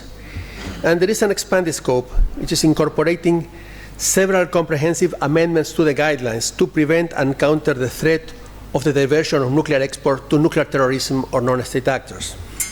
I'm going to come back to this last point later. The energy guidelines, they have two parts. Part one guidelines are the guidelines for the export of nuclear materials, equipment, and technology.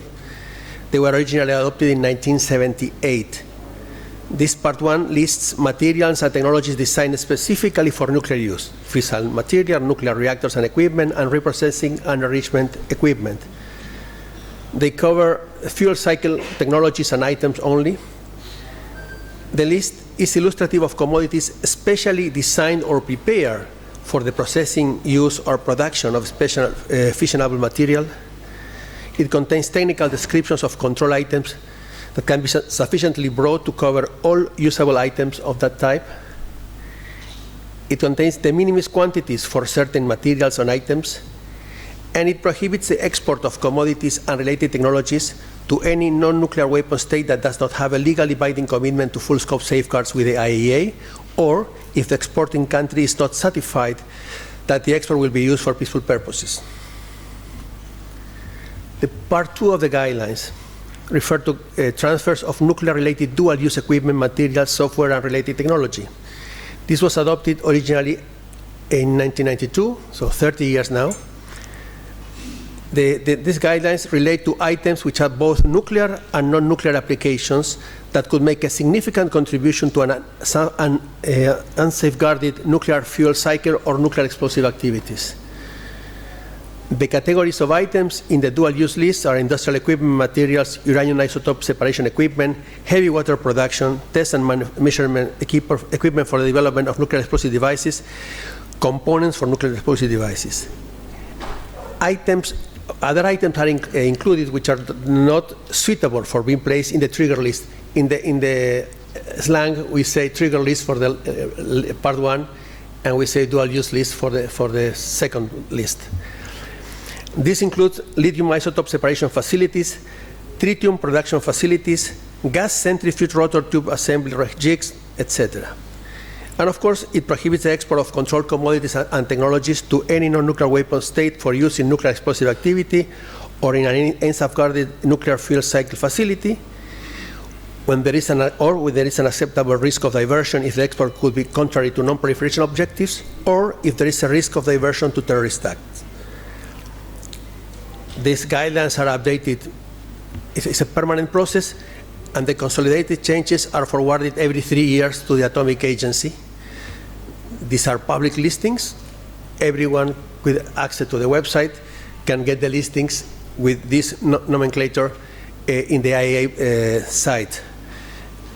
And they have been updated for more than 20 times. Now we have sending the new updates after the Warsaw plenary to the agency. We are going to have an outreach activity next month. No, this month, later this month, where we're going to introduce to the agency the parts of the document which are being changed, so everybody knows what we are dealing with. In terms of participation, now we have 48 participating governments. If we track the evolution in the last, say, 20 years, in 2001 we had 39 participating governments. In 2011, 46. The European Commission and the chair of the Schengen Committee participate as observers. Though I'm going to refer to this later, this is connected with the introduction we had. The group tries to attract those with certain capabilities to produce and export. There is limitations, reference to NPT, whatever, but the fact that the evolution is going in this way over the year, it shows that, at least in the perception of the participating governments, there is no new actors in terms of states acquiring certain capabilities. And of course, this is a matter of permanent debate in the group. Well, you have the full list of countries there as of today. The structure. Though it is an informal arrangement, it has developed over the years quite a, I would say, sophisticated structure. This is how the structure looks now. There is a plenary taking place every year. One country is the chair of the plenary, and for the rest of the year, in this case it's Argentina. I was elected in the plenary of Warsaw last June, and I will conclude my tenure in the plenary of Buenos Aires, because the country having the chair is the one organizing the plenary, next June in Argentina. There is a troika, of course, the former chair and the future chair. The former chair is Poland, the future chair is Brazil. So the current troika is Poland, Argentina, and Brazil. It's like a football front formation. We have two large groups reporting to the plenary, the consultative group and the information and exchange meeting. There is an expert group reporting to the consultative group, and there is a licensing and enforcement expert meeting reporting to the IEM. And of course, the connection to all this structure is provided, the coordination by the Energy Point, which is the mission of Japan in Vienna. So for an informal agreement, this is quite structured. Going quickly through the description of these bodies, of course, the plenary is the governing and decision body for the NSG. It addresses policy issues, all Part and Part 2 guideline issues, membership and participation. It may establish working group on issues included but not limited to review of the guidelines, technical annexes, procedural arrangements, information sharing and transparency activities. The plenary can mandate the NSG chair to conduct outreach activities to specific countries to promote adherence to the NSG guidelines. And of course, a key principle for all the work in the group, decisions are made by consensus. The consultative group is the working level deliberative body. It meets several times during the year. It will take up all cross-cutting issues, and also decisions are made by consensus. The technical expert groups, they provide the technical substance, the technical analysis required to make decisions. Decisions are first placed for the consideration of the consultative group, and then it goes up. So any process to change any of the guidelines, to include any new item, it takes a while. And one of the key responsibilities of the TEG is to ensure that the control lists are complete and up to date with technical advancements. There is nothing more to say about the LIM and the IEM.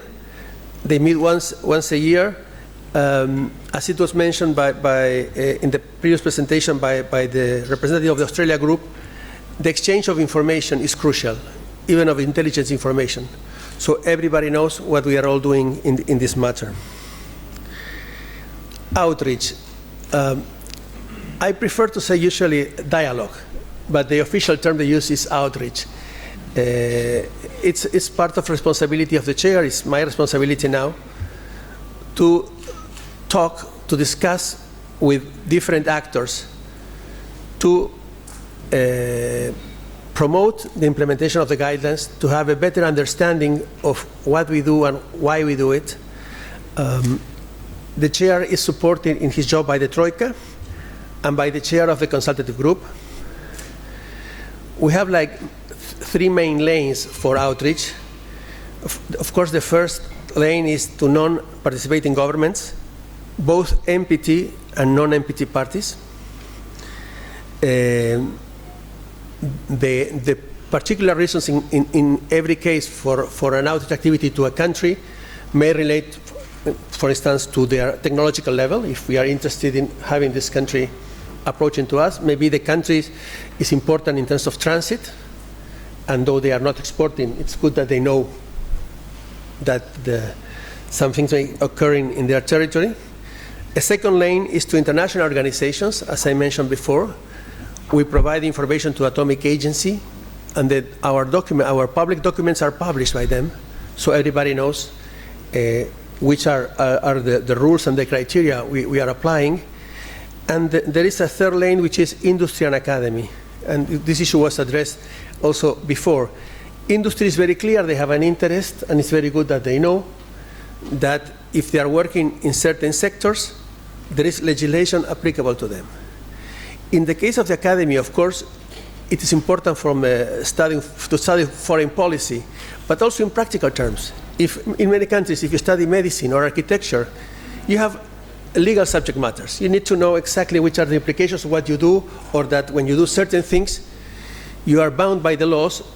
And we think it's important for people working in technological affairs from the beginning that if they work in certain areas where you are producing dual-use materials, and I'm using dual in this case, civilian and military use, these items are regulated, and it's part of your job to include that perspective when you work.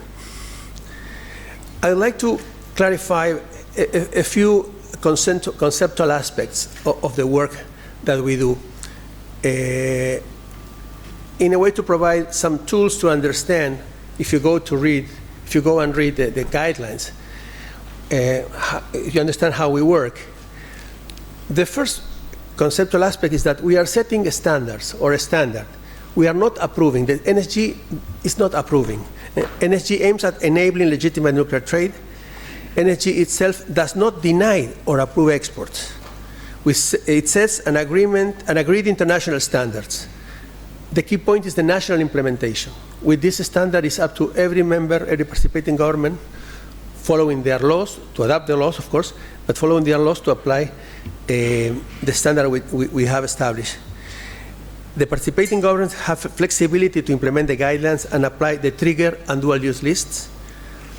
And the participating governments implement the guidelines and control lists in their national regulations. We are not like a treaty that you approve in the parliament, and the letter of the treaty is the letter of your law. You are supposed to pass national legislation, usually executive orders or decrees, where you include the standards that we are approving. The second conceptual aspect, which is common to other regimes, is a catch-all mechanism. This mechanism, which is included in the guidelines, authorizes states to block any export suspected to be destined to a nuclear weapons program, even if the export does not appear on one of the control lists. It may look as it's a completely discretionary power. If any country is using this possibility, it has to inform the rest of the members to discuss, because maybe there is a point in the guidelines which is not clear. So the point is, if a country considers that the guideline is not clear, it's facing a concrete case, it has the power not to authorize the export and to discuss later with the member if we need to clarify this or how we are going to apply it. A second, I'm not going to read the whole thing, but a second concept is especially designed or prepared. This expression is contained in the guidelines. And it refers to components, materials, subsystems, but there is no formal or universally accepted definition. It's kind of a goal.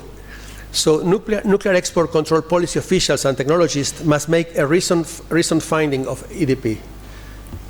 If you face a request for a license to export certain things, and you are unclear about some of the things, well, we have criteria. The gradations of EDP include, first case, if it's clearly for nuclear; second, if it's manufactured for dual use; third, possibility tailored to customer specifications. And there is some criteria established for determining this. I'm not going to read the long list of considerations.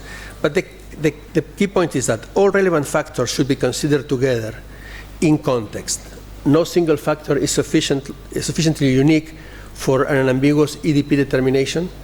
And as I mentioned before, if countries, in applying the rules, they face any kind of situation where they don't think it's clear how they are going to proceed, this usually comes back to the rest of the membership We want to establish rules which are being followed by all the exporters without hampering trade, but without causing a risk of proliferation.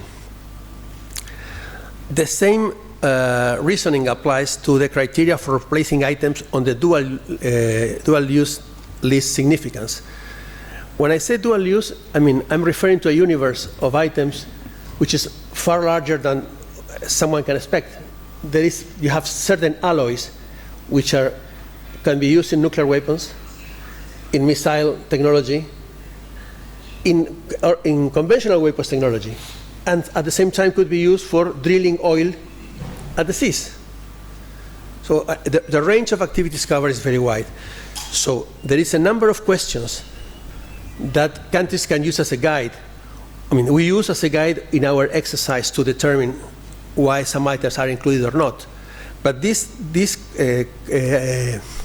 categories, this list of requirements is open, and this is part of the tools we use. We are very transparent about this.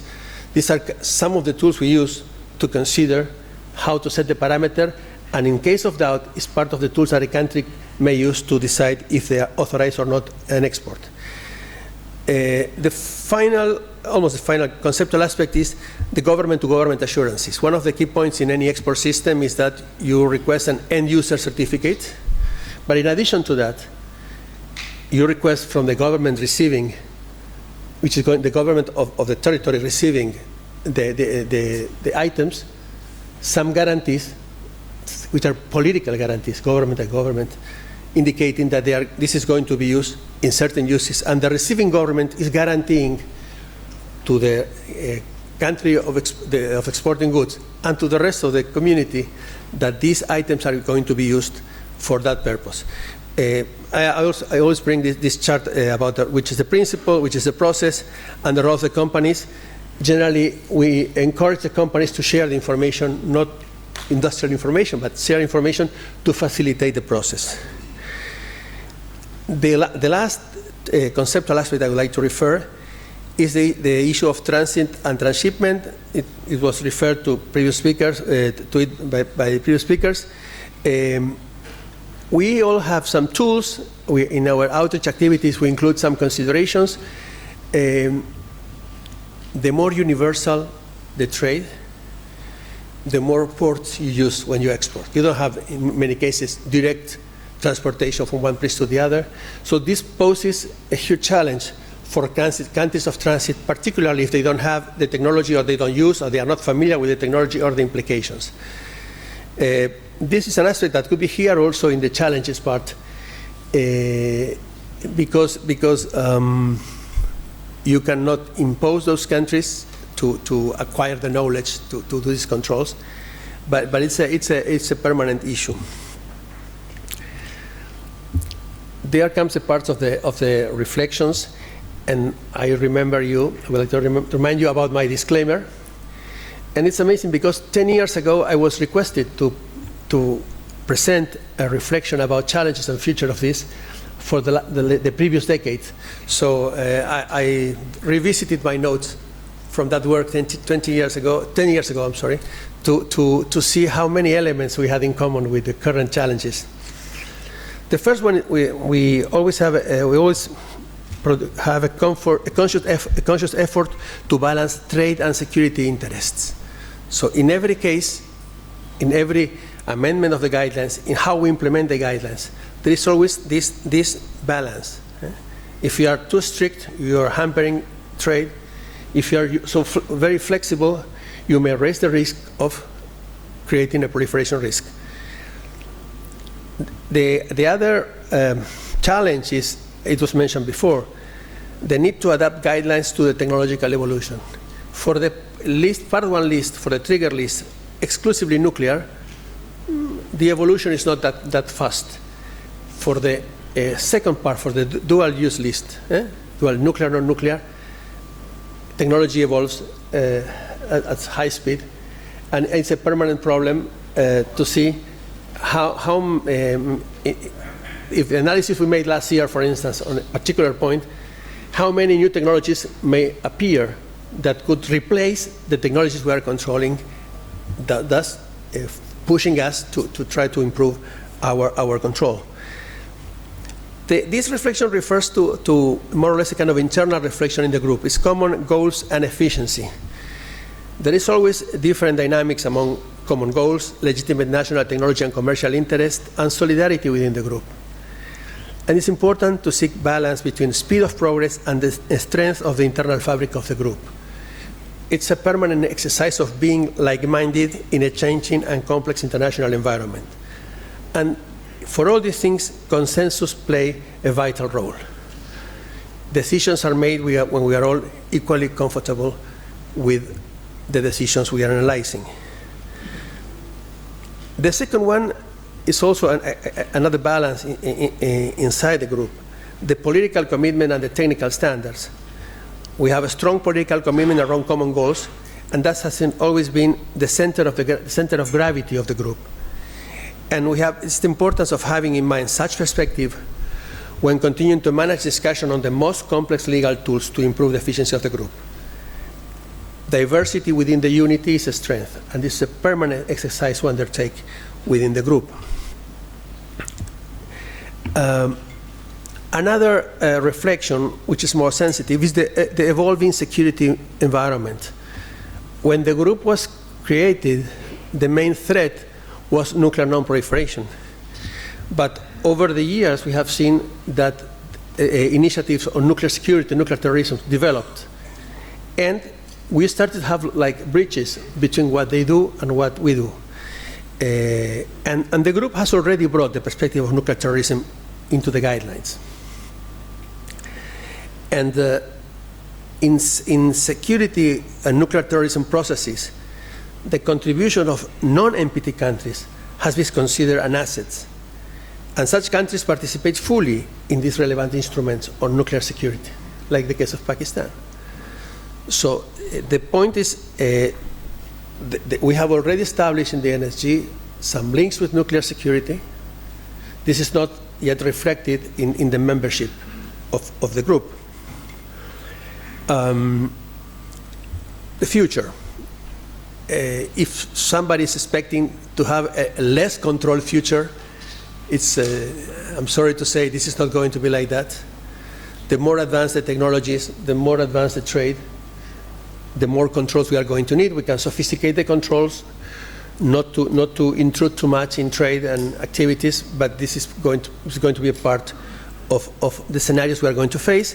And the NSG plays an important role in helping to ensure that nuclear transfers are made for people's purposes. The NSG recognizes the importance of its role and is currently working to improve its effectiveness. And the last point refers to transparency. In the presentation, it was mentioned about the non-discriminatory trade, and everybody having the right to access technologies. The NSG is dedicated to transparency, and we have a website with a huge amount of information. We have created several reference documents on the policy, and some of the full listings are published by the IAEA. On the other hand, there is some responsibilities that relate only to the members. I was in New York for the NPT review conference, and we were discussing this in the corridors with some colleagues. And some said, "Oh, why can't every country make a decision on this?" And I told him, if we can go to OPEC to make decisions on the oil price that you are going to put, we are fine to engage in this discussion. There is responsibilities for the exporters, and it's up to us to make the best use of our capacities, establishing principles of responsible behavior. I thank you very much, and for those interested in digging a little bit more on this is our website. Thank you.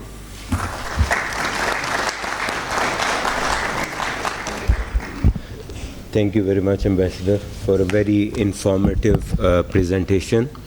The NSG, of course, is playing a very important role in terms of controlling dual-use technologies and maintenance of international peace and security, and we are fully cognizant of this role. Therefore, Pakistan has a long history of engagement with the NSG, and we've been hosting several NSG outreach missions. At the same time, there are challenges which we face in terms of extensive and arbitrary, at times, which seems to us, arbitrary use of the catch-all provision, which ends up in denials of some basic items which have uses in public health, agriculture, and industry. So we look forward to discussing these issues with the NSG membership and to see how we can reach an agreement on how to have access to such technologies. Before I give the floor to the next speaker, I'll raise certain points to which you may like to respond perhaps during the question-answer time. And some of those points relate to, for example, the incentives which a non-member has as for declaring adherence to the NSG guidelines. Number two, how does the NSG find space in terms of application of its requirement for a comprehensive safeguard agreement for non-power applications and for equipment related to nuclear safety?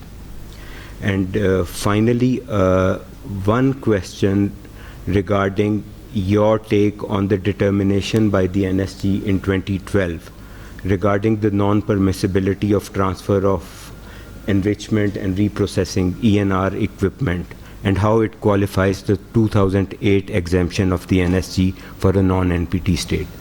Perhaps you may like to respond to these during the question-answer time. And now I have the pleasure to invite our second speaker, Ambassador Gregory Maskoff, who is the current chair of the Missile Technology Control Regime.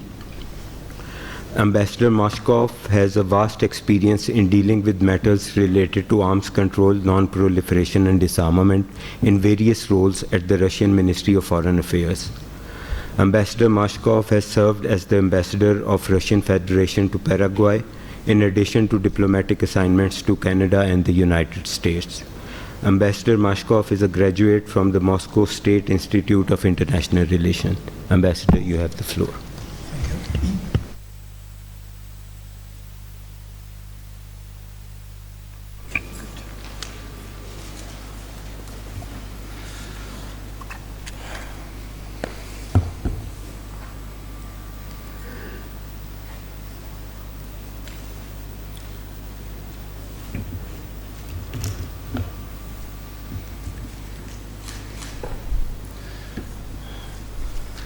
Dear participants, Salam Alaikum.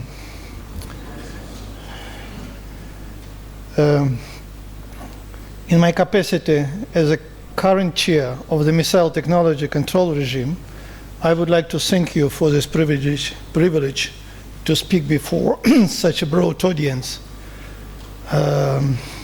It shows, at least for me, a huge interest not only to the MTCR, but to expert control systems as such.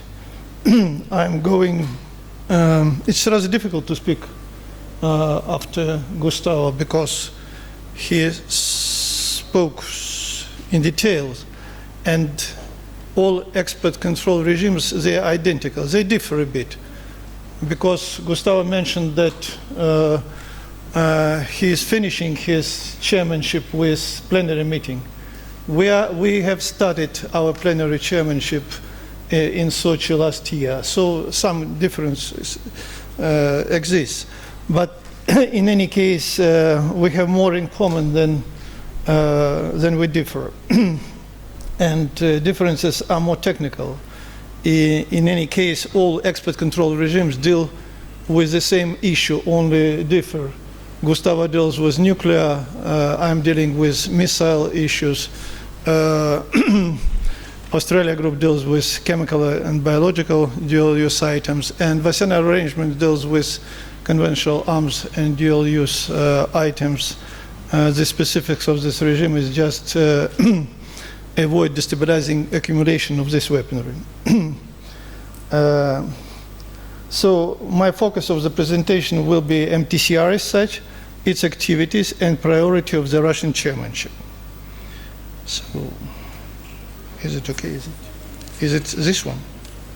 Yeah? I'm too old to deal with new techniques and so sorry. What is MTCR? I will reiterate the same points which were spoken by Australia Group representative and Gustavo. It is MTCR is a technically focused export control regime, a voluntary association of 35 like-minded countries seeking to limit the export of items that can help reduce WMD means of delivery. In that regard, it is a unique arrangement that deals with the supply side of proliferation and underpins the NPT, BTWC, and CWC. In other words, nuclear non-proliferation, biological and chemical. Just before starting the presentation, I would like to mention the importance of the MTCR in comparison with NSG and other, or even Australia Group. If you look at the broader context of the missile, you will find only two multilateral initiatives dealing with missile issue. It is MTCR, export control regimes, and Hague Code of Conduct, transparency, confidence and transparency measures. Right now, in the missile fields, there are no more platform to speak on the missile issues. And in taking this into account, the MTCR, we view it even more important. And if you take into account that missiles development and arms race which is taking place in missile sphere, the issue of curbing somehow missile activity or to find some restrictions in this regard is more valued. The MTCR partners apply agreed standards known as guidelines for sensitive missile relevant transfers when considering export of the missile related technologies which is listed in the technical annex. In other words, technical annex is a controlled list. The annex differentiated between two groups of items, complete rocket and unmanned aerial vehicle system capable of delivering a payload of at least 500 kilos to ranges 300 kilometers or greater. They major subsystems, related software and technology belong to category 1 and are subject to an unconditional strong presumption of denial. They are licensed for export only on rare occasions, while exports of their production facilities are prohibited absolutely. Category 2 items include other dual-use missile-related components as well as complete missile systems capable of a range at least 300 kilometers regardless of payload. So in first category it is payload 500, second category without any limitation, or their export is subject to licensing requirements specified in the guidelines. Gustavo already mentioned, and everybody there mentioned catch-all controls. The same goes with MTCR. And it was introduced in this regime as well. That is to say, if exports are judged by the exporting country to be intended for the use of WMD delivery systems, they are to become subject to a strong presumption of denial. Regarding denials, it is important to note that the MTCR has no undercut policy, just in other regimes. This means that partners need to consult each other before considering exporting an item that has been notified as denial. the structure, they're almost identical with some peculiarities. The plenary take place once a year. During the plenary, on the margins of the plenary, the working groups information exchange meeting take place, technical experts meeting, and licensing and enforcement experts meeting. At the same time,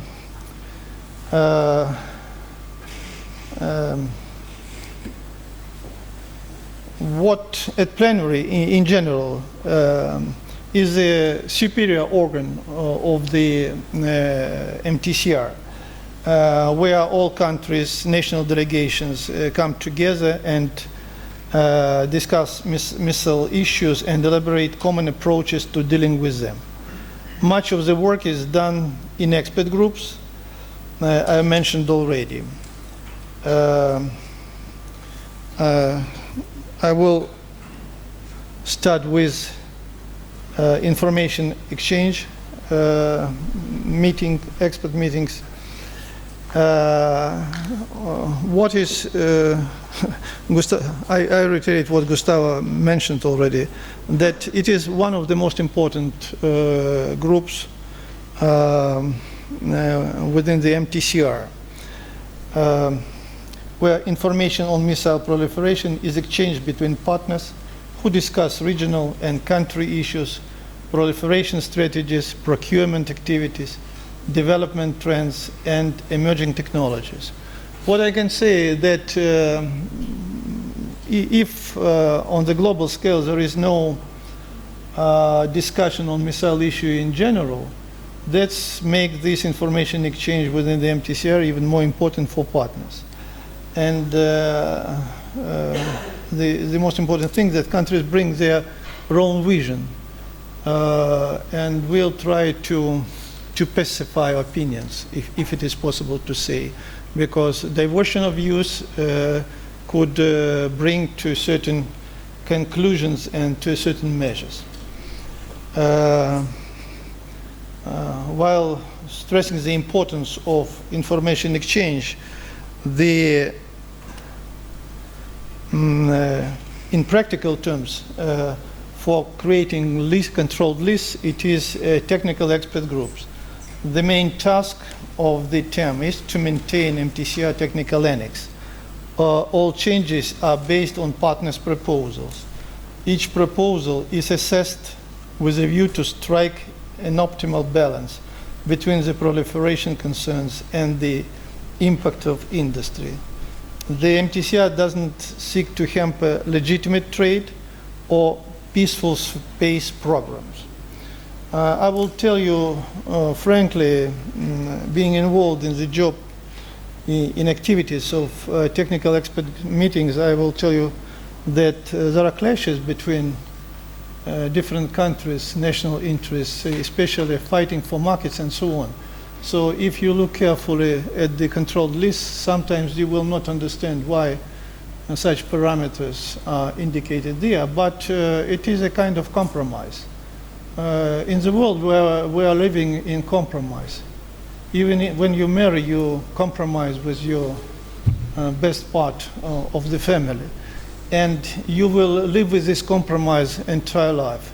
The same goes with the controlled list, and though maybe they're not perfect as such, but still they're workable and important orientation for countries, especially in their licensing process. Another group is licensing and enforcement expert meeting. The LAM, as we call it, is a network of licensing and customs authorities, as well as police personnel who exchange relevant enforcement information and experience in issuing licensing requirement and prohibition. They work on a national level, since the MTCR doesn't have a collective enforcement mechanism, nor does there exist a one-size-fits-for-all model for expert controls. That's why the experience how to catch the illegitimate items going through your country, it is very good from practitioners who are involved in this, and experience of one country could be applied for another, but not 100%, it's obvious. And now I come to more important for me, which is more closer to my heart. It is my chairmanship, I mean not my as such, but Russia chairmanship and Sochi plenary. At this point, I hope I managed to draw a general picture of what MTCR is and how it functions. And right now about Sochi. There was a huge challenge to organize Sochi, and you know why. First of all, it was COVID-19 situation when all the activities, international activities, almost were blocked. And it is one point, and the second point is political situation in general. Sochi plenary held early in October, and we consider it's a breakthrough because after New Zealand plenary in Auckland, we couldn't meet for 2 years, and we tried to do everything to organize this plenary. We overcame all the national restrictions possible that existed for that period of time. And we were not inclined to organize a kind of a conference meeting because it was very important to meet in person and to speak. Because, as again I refer to Gustavo, he mentioned that regimes are confidential and not all information is for public consumption. But at the same time, using the video technologies could be damaging in any case and could influence the frank discussions that exist between partners during this meeting. So we tried to do and organize it. And the partners who came to Sochi that year, I mean last year, reviewed and evaluated the MTCR's activities over the period since the Auckland plenary and presented new initiatives to prevent proliferation of missiles and unmanned WMD delivery system. They highlighted the need to resume intercessional work to ensure coherence and success of the next plenary in Montreal, Switzerland. Priority of a Russian chairmanship.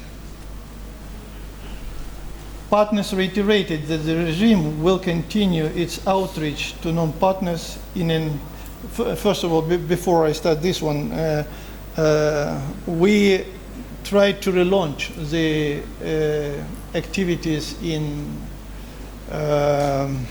within the MTCR, and it was a huge challenge. We managed to do it. For us, not only to launch the activities, but it was also important to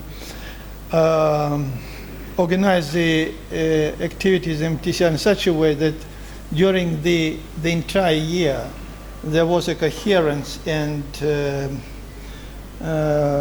we should at least try to work to organize intercessional activities. Unfortunately, we failed.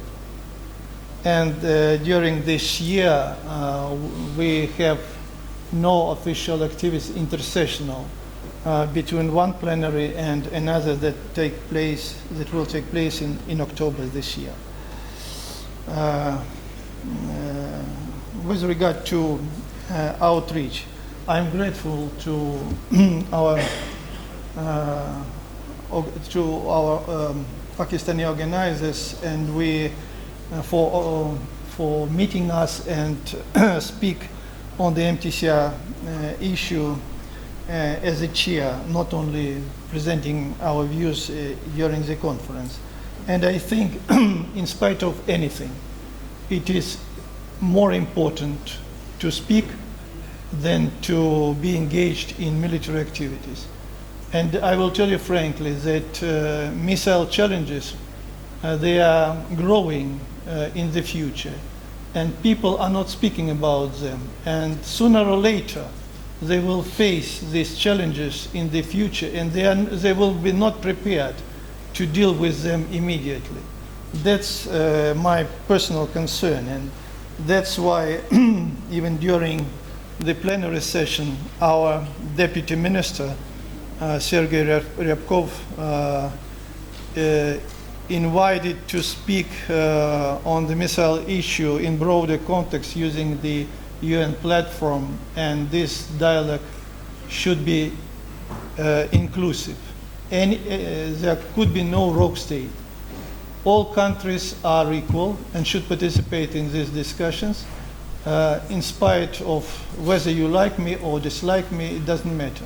Without their participations, it is impossible to deal with missile issues anyway.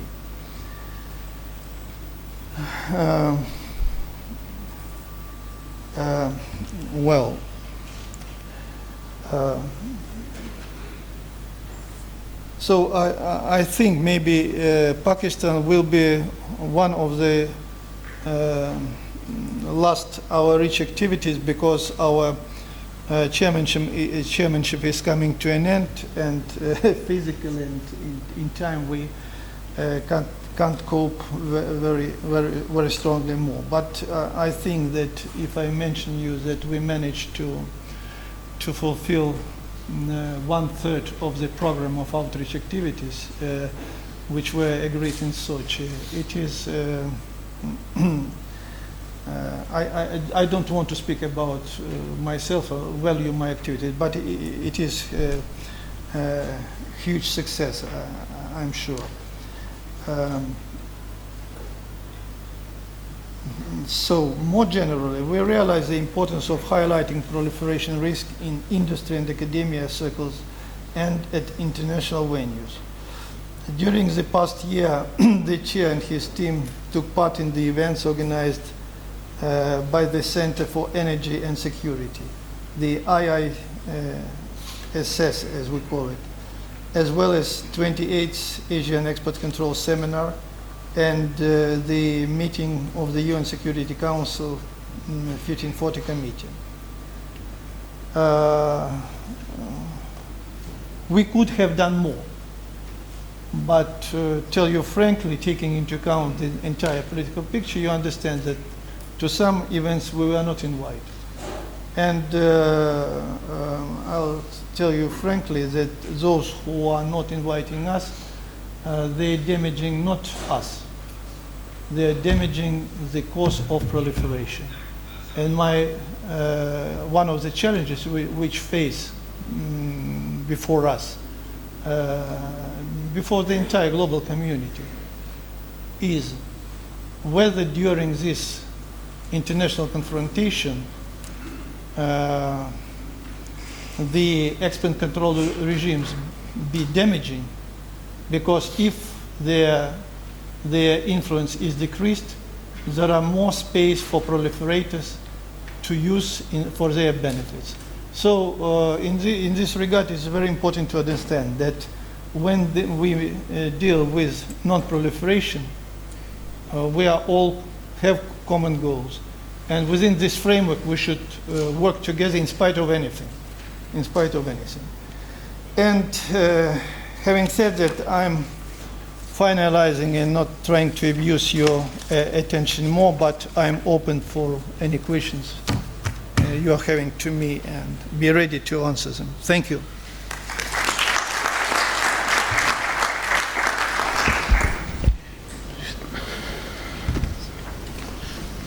Thank you very much, Ambassador Maskoff. Like the NSG, Pakistan has incorporated the control lists and the scope of controls of the MTCR in its national export controls. We also welcome any opportunity for engagement with the MTCR and have hosted MTCR outreach missions as well. Ambassador Maskoff, you raised a very important point during your presentation, that besides the discussion on missile proliferation trends in the IEM, which we understand are very much technical discussions, there is a need for a platform, and no other platform than the UN can be more suitable for broader discussions on arms control aspects of missile technology, because we do not have a multilateral treaty regulating arms control aspect of missile, whereas the MTCR deals with missile proliferation. It does not deal with restraints in terms of missile technology, arms control, disarmament. So there is a need to have those discussions, and discussions on what are the underlying security concerns of states which make them rely on weapons and how to address those challenges. Like Ambassador Einchel, I will leave you with a point for consideration to which you may like responding during question-answer time, and that is regarding collaboration between states on anti-ballistic missile systems. They are termed as defensive systems, yet collaboration between states on ABMs practically is collaboration on missile technology, because we cannot distinguish between technology in terms of an offensive missile or a defensive missile. A defensive missile, after all, is capable of acting as an offensive missile, and we've seen states which have used missile interceptors as anti-satellite weapon systems. So perhaps you may like to respond to this point during the question and answer time. I would now like to invite Dr. Zafar Ali, our third and the last panelist for this session. Dr. Zafar Ali holds a PhD in Defense and Strategic Studies. He comes with a wide experience in matters related to strategic export controls. Dr. Zafar Ali has the distinction of being the longest-serving former Director General of the Strategic Export Control Division of the Ministry of Foreign Affairs. He has been instrumental in the conceptualization and operationalization of Pakistan's National Coordination, Review and Monitoring Committee for effective implementation of UN Security Council resolutions on non-proliferation. He is also on the visiting faculty of several public and private sector universities in Islamabad, where among other things, he has been raising awareness about export control. Dr. Zafar Ali will be speaking on Pakistan's perspective on the multilateral export control regimes. Thank you.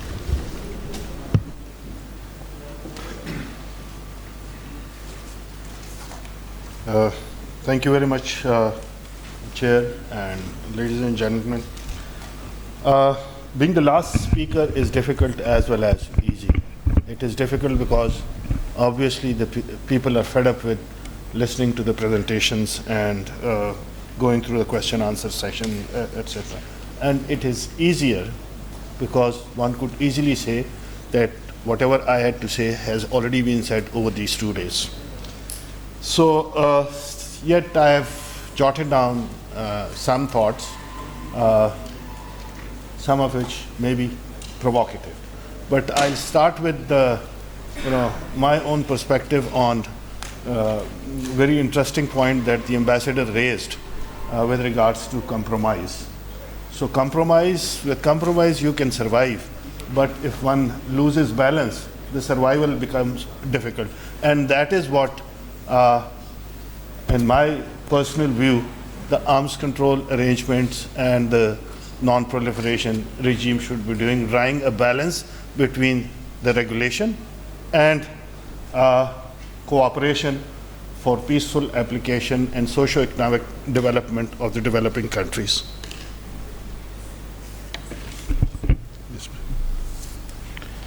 Right.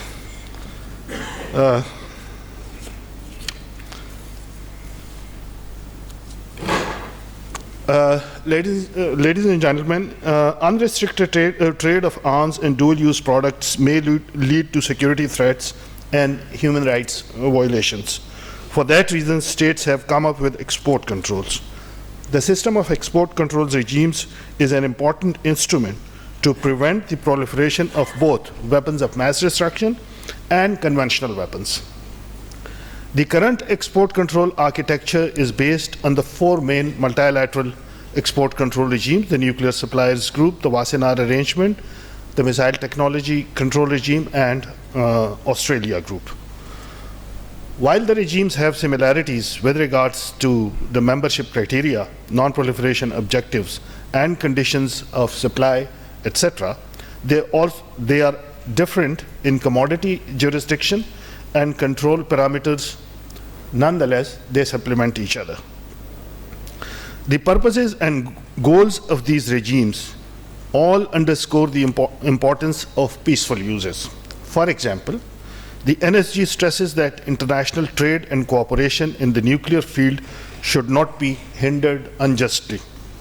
The Wassenaar Arrangement emphasizes that the arrangement will not be directed against any state or group of states and will not impede bona fide civil transactions.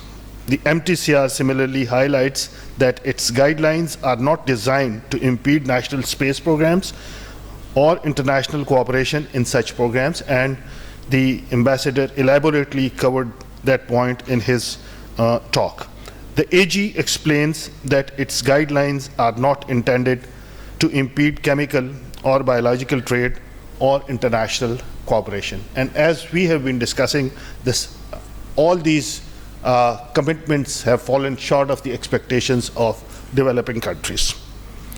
Each regime emerged as a response to some major event, highlighting vulnerability of the current system and weaknesses in preventing proliferation of WMDs.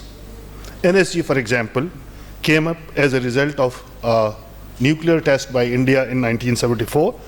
And similarly, and it also reminds me of a famous saying, which goes like that, if you want to study the future, you must study the past. So often it is forgotten that even the missile technology control regime came up as a result of India's launch of SLV-3 in July 1980, beside, of course, certain other developments in that area.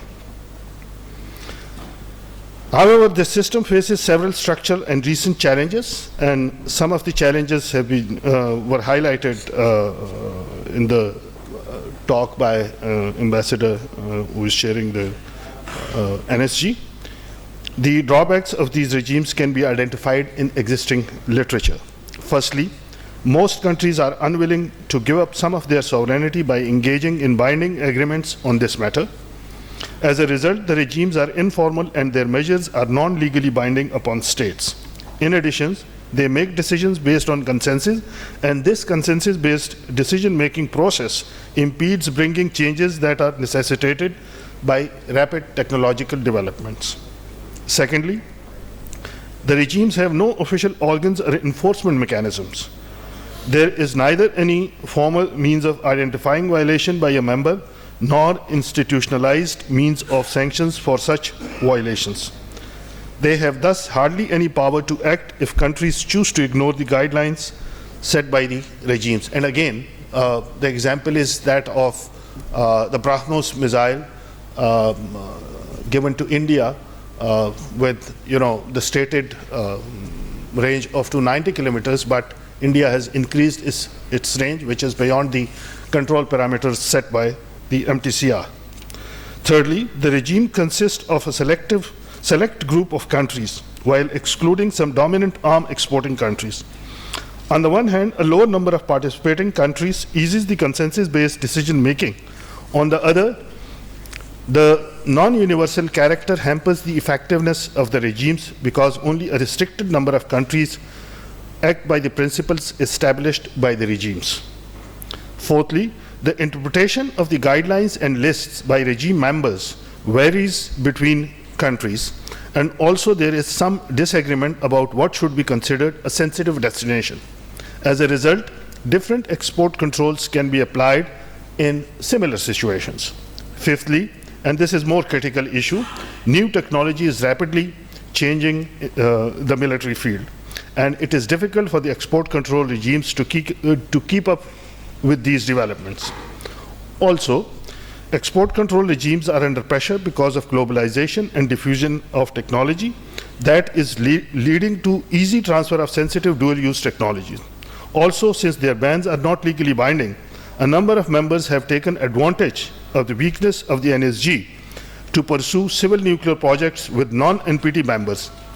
Needless to say that NSG was created in response to, as I earlier said, the weapons test of India in 1974. But now India is being propped up to be a member. The 2008 exemption and resultant civil nuclear cooperation of the US and other countries was a game changer, which has allowed India to exponentially enhance its nuclear weapons capabilities. Efforts are now underway to create a big hole in the NPR, which is the non-proliferation regime, by going further to make way for a membership of India into the NSG.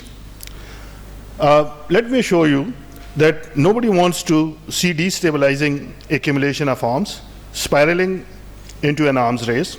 Nobody wants sensitive equipment and technology to end up in the hands of terrorists. Nobody wants artificial intelligence taking over future warfare.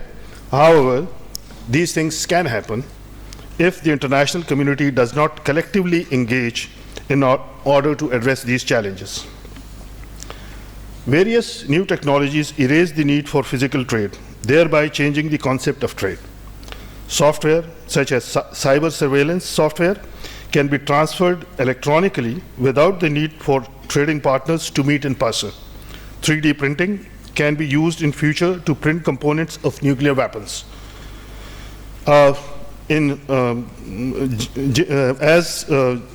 Rosenow, a social scientist, has termed it, that IT revolution has enabled actors and institutions to think in terms of distant proximities, and that actually creates a challenge for maintaining balance.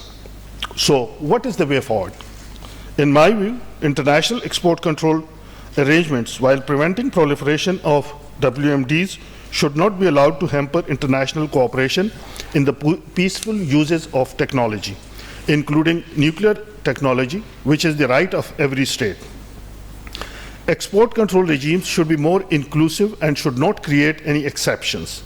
There is a need for transparent and non-discriminatory policies towards all states. A criteria-based, non-discriminatory and non-selective approach towards civilian nuclear cooperation will be to the benefit of the global non-proliferation regime. If multilateral export control regimes have to remain effective and credible, member states must respect and uphold their own rules, avoid actions that feed regional and global arms races, and strengthen their guidelines to prevent sensitive technology from proliferating in the years ahead. To conclude, I would say that the nature of export control is changing. In recent years, the export control landscape has been evolving as a result of strategic competition among major powers. Export controls are becoming more country-specific due to strategic competition and states' geopolitical interests. This, in turn, is impacting the nature and scope of controls. The proliferation concerns could best be addressed through multilaterally negotiated, universal, comprehensive, and non-discriminatory agreements. Pakistan considers that peace and stability can only be ensured through a strong, non-discriminatory, rules-based international order, and a robust non-proliferation regime is the central pillar of such a rules-based order. Technology and regulations are often posed as adversaries. Technology symbolizes markets, enterprise, and growth, whereas regulations represent government, bureaucracy, and restrictions. Regulations can retard all three stages of technological change, which are the invention, innovation, and diffusion. Pakistan believes that international export control regimes, while preventing proliferation of WMDs, should not hamper international cooperation, as I said earlier, which is essential for socio-economic development of the developing countries. A regime which is inclusive and takes into account the legitimate technology requirements of its partners for socio-economic developments is more likely to achieve buy-in from states and pave the way for universal adherence, and also ensure that the export control regimes are continued to be seen as important rules-based components of global non-proliferation architecture. I thank you very much, ladies and gentlemen.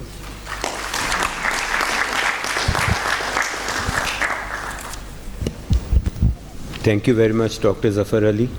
And thank you for reiterating Pakistan's commitment to the global non-proliferation objectives of the multilateral export control regimes. Of course, you have also underscored some of the expectations of Pakistan from these regimes, which can be summarized as: number one, fair criteria for transfer of dual-use items which are applicable without discrimination and exceptions. It will be good for the credibility of these regimes and greater buy-in by the international community. Number two, making the regimes more inclusive. And number three, access to dual-use technologies, given their enabling role in terms of addressing the contemporary global challenges of public health, climate change, water, energy, and food security. With these words, I would like to open the floor for questions. But before I do so, if there is any comment which any of the distinguished panelists would like to make with regard to the points raised during the discussion so far, you're welcome to do so. Please. Thank you very much. When you see a tennis match, you realize that a player is very good if he or she is able to put the ball very close to the edge. And I see you're a very good tennis player. So going to your comments or questions, and I'm going to respond to this in our national capacity, because there is no position of the NSG on this. The incentive for non-members, I think it's the possibility to decide on the parameters to be used in the future, because the rules applies to non-participating governments and to participating governments. We have all faced situations in which we want to import something from another partner within the group, and they may have a policy that in the case does not apply to Argentina. Okay? So I think the main incentive is they are there to discuss the standards, to discuss if one item is going to be controlled or not, or which part of the item or which is going to be the approach. To find a space for CSA non-part for countries without safeguards agreements for items of the nuclear safety. The system provides standards, and every country applies the standards to their, I would say, good faith, between inverted commas, okay? Everyone considering what is best in the case. Sometimes you may not get some items from one country, and you may get the same from another country within the same group. I mean, we have Argentina. We have exported nuclear research reactors to Australia and to Algeria, to the Netherlands and to Egypt. So, and I'm certain maybe some of these countries may not have gotten the approval. So what I'm saying is that there is room for there. The key point that was mentioned before by Gregory when saying the no undercut principle is how far a country within the group wants to push that point. Because you may say, I'm not selling to this country, as you may not sell tomatoes. I mean, you may decide, I'm not selling you this. And, but if they push the catch-all to the no undercut, then it becomes a political discussion inside the group, a political discussion. So then it's up to the members to say, you may wish not to export this to this country, but your criteria is not going to apply to us. So there is room, but consensus. You referred then to the two decisions, the 2012 decision and the 2008 decision. I was part of a negotiating team in the 2012. It's extremely strict to the transfer of some technologies or some concrete aspects. In the way it is drafted, it also covers, it leaves out the cooperation with India. I mean, if you both instruments are public, the margins for cooperation in nuclear enrichment technology are very narrow. So unless we come up with a different interpretation, this will be covered.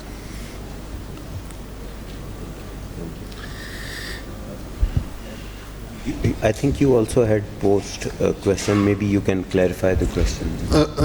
Right. Ambassador, in fact, during your presentation, you referred to the government-to-government assurance with regards to supply of certain sensitive dual-use commodities. In fact, that particular aspect creates a sort of dichotomy, because we have examples where the governments have, in fact, refused to certify for a private entity which is interested in import or export of certain commodities for commercial use, because the governments often would come up with the argument that why should we take responsibility for a private company.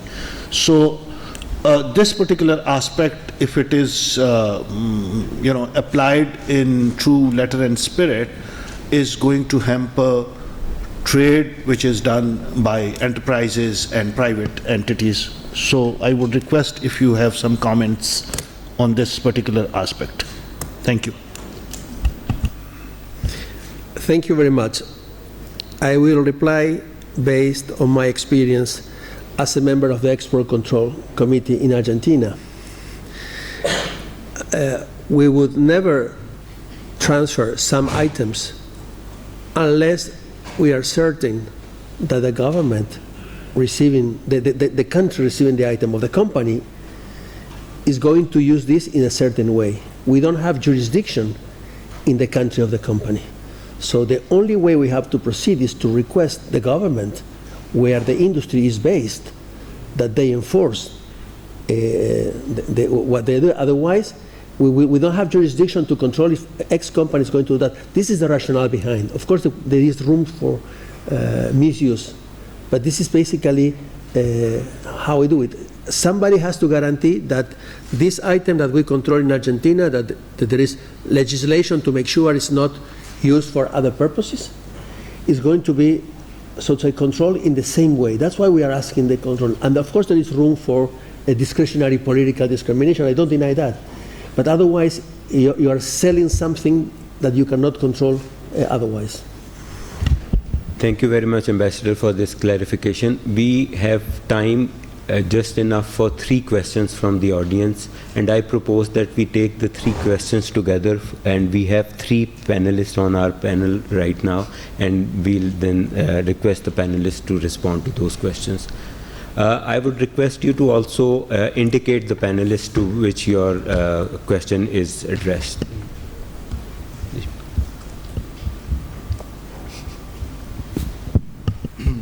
Thank you, Chair, for allowing me to ask you a question. I have attended this conference right from the beginning, and most of the discussion remained focused on WMDs, CBRN, but there was very few comments or negligible comments about space export control.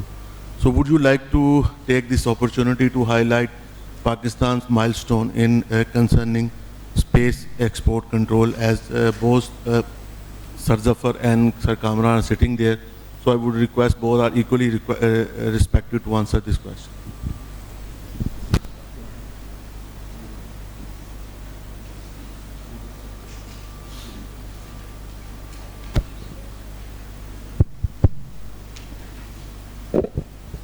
Thank you very much. And thank you very much for an extremely interesting session. My question is to Ambassador Anship, and it relates to the membership of the NSG. And you said that there was a process of reviewing the criteria for that. And if you could elaborate a little bit about that. And I'm particularly interested in whether it is what is driving the selection, if it is the values and the purposes of NSG, or if it is the supplier function.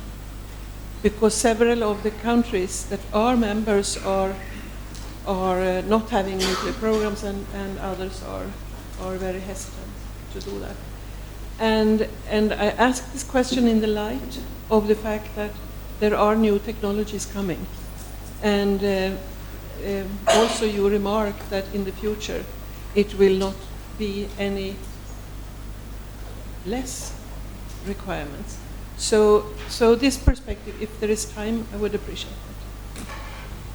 it. If you permit, I would also like to add on to this question, because we think SMRs are very significant, and for a country like Pakistan, we see hope in terms of some loosening of the strict requirements for the comprehensive safeguard agreements, application of comprehensive safeguards agreement. So how do you see the NSG adapting to such a change in the future when the SMRs become more pervasive? Last question, and then we'll give the floor to the speakers.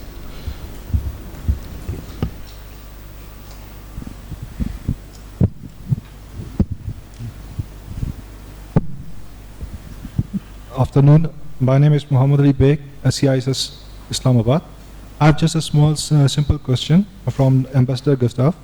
For outreaching non-member states, don't you think so the NSG waiver to India is the biggest barrier and a well-defined question mark to the legitimacy of the NSG? Thank you. So before I hand over the floor to the distinguished panelists, the first question was strangely addressed to me. I wasn't expecting a question as the chair.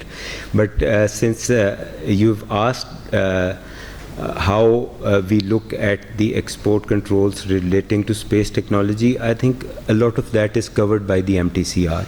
And I would request Ambassador Maskoff to respond to that how space-related technologies are covered, and how the MTCR ensures that while we effectively control technologies which are relevant to missiles, we do not hamper international cooperation for legitimate space applications. Over to you, Ambassador Maskoff. Thank you, Mr. Chair. You are raising questions that are going beyond my capacity to respond in a very short time, a short period of time. First of all, you mentioned about the difference between defense and offensive ABMs. You noticed recently that ABMs are ruined, especially bilateral ABMs. So there is huge mistrust between countries how to deal with this issue. This is external side of this problem. Internal side of this problem is that missile technologies for civil application and missile technologies for military applications, they're almost identical. Almost. Not 100%, but it's not for me to judge in percentage, but at least we will say that 60%, though it is maybe higher.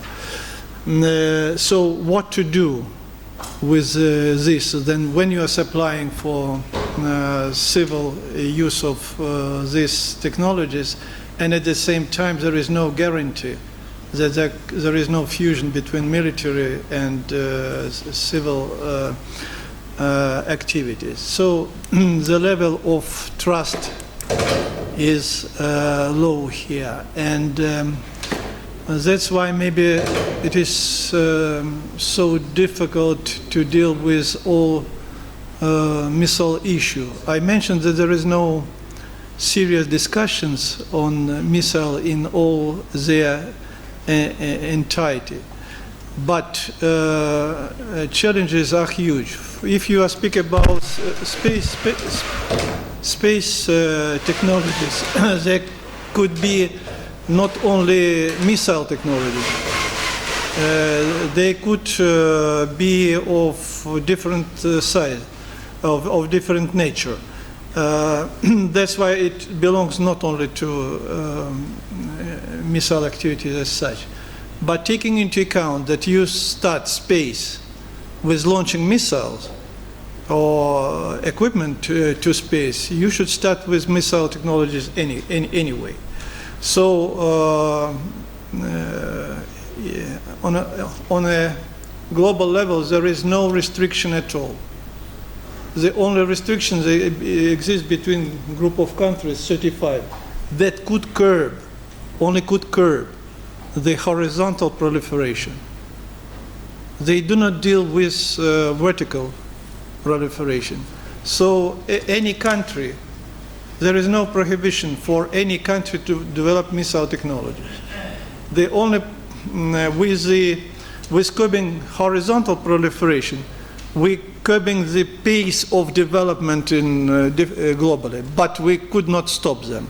And sooner or later, an example of, for example, North Korea, that in spite of anything, in spite of human difficulties, poor life and so on, for defensive purposes, for protect their society, they're developing missile technologies.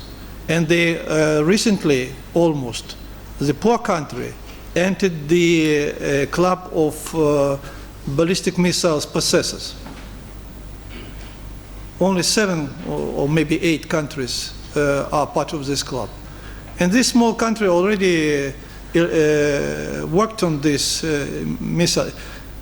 You can prohibit by UN sanctions resolution to sell them anything, even toilet paper, but they're developing ballistic missiles technologies.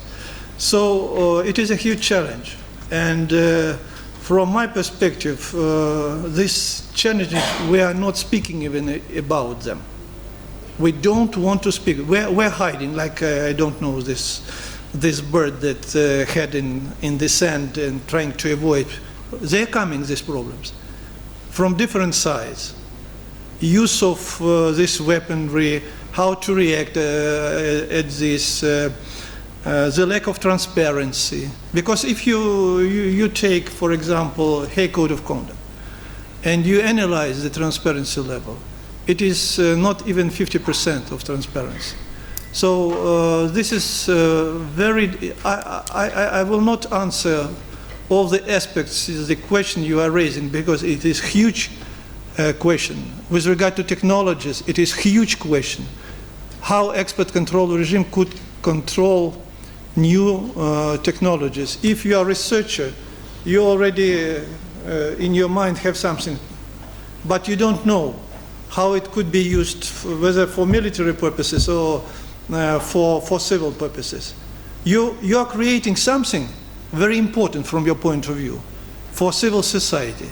But civil society could redirect this technology for military purposes. So it is a huge challenge within any regime. We are already discussing, we are exchange experience how one or another country try to control technology at the earlier stage of their entering the society, even from the research. But it's almost impossible, because how you are dealing with independent, they are really independent research centers. They have their own industrial secrets. They're doing what they're trying to do to create competitiveness in the market. So the dialogue between the government and the business is very sensitive. You should find such a way to speak with business, not to affect them, not to be too much intrusive.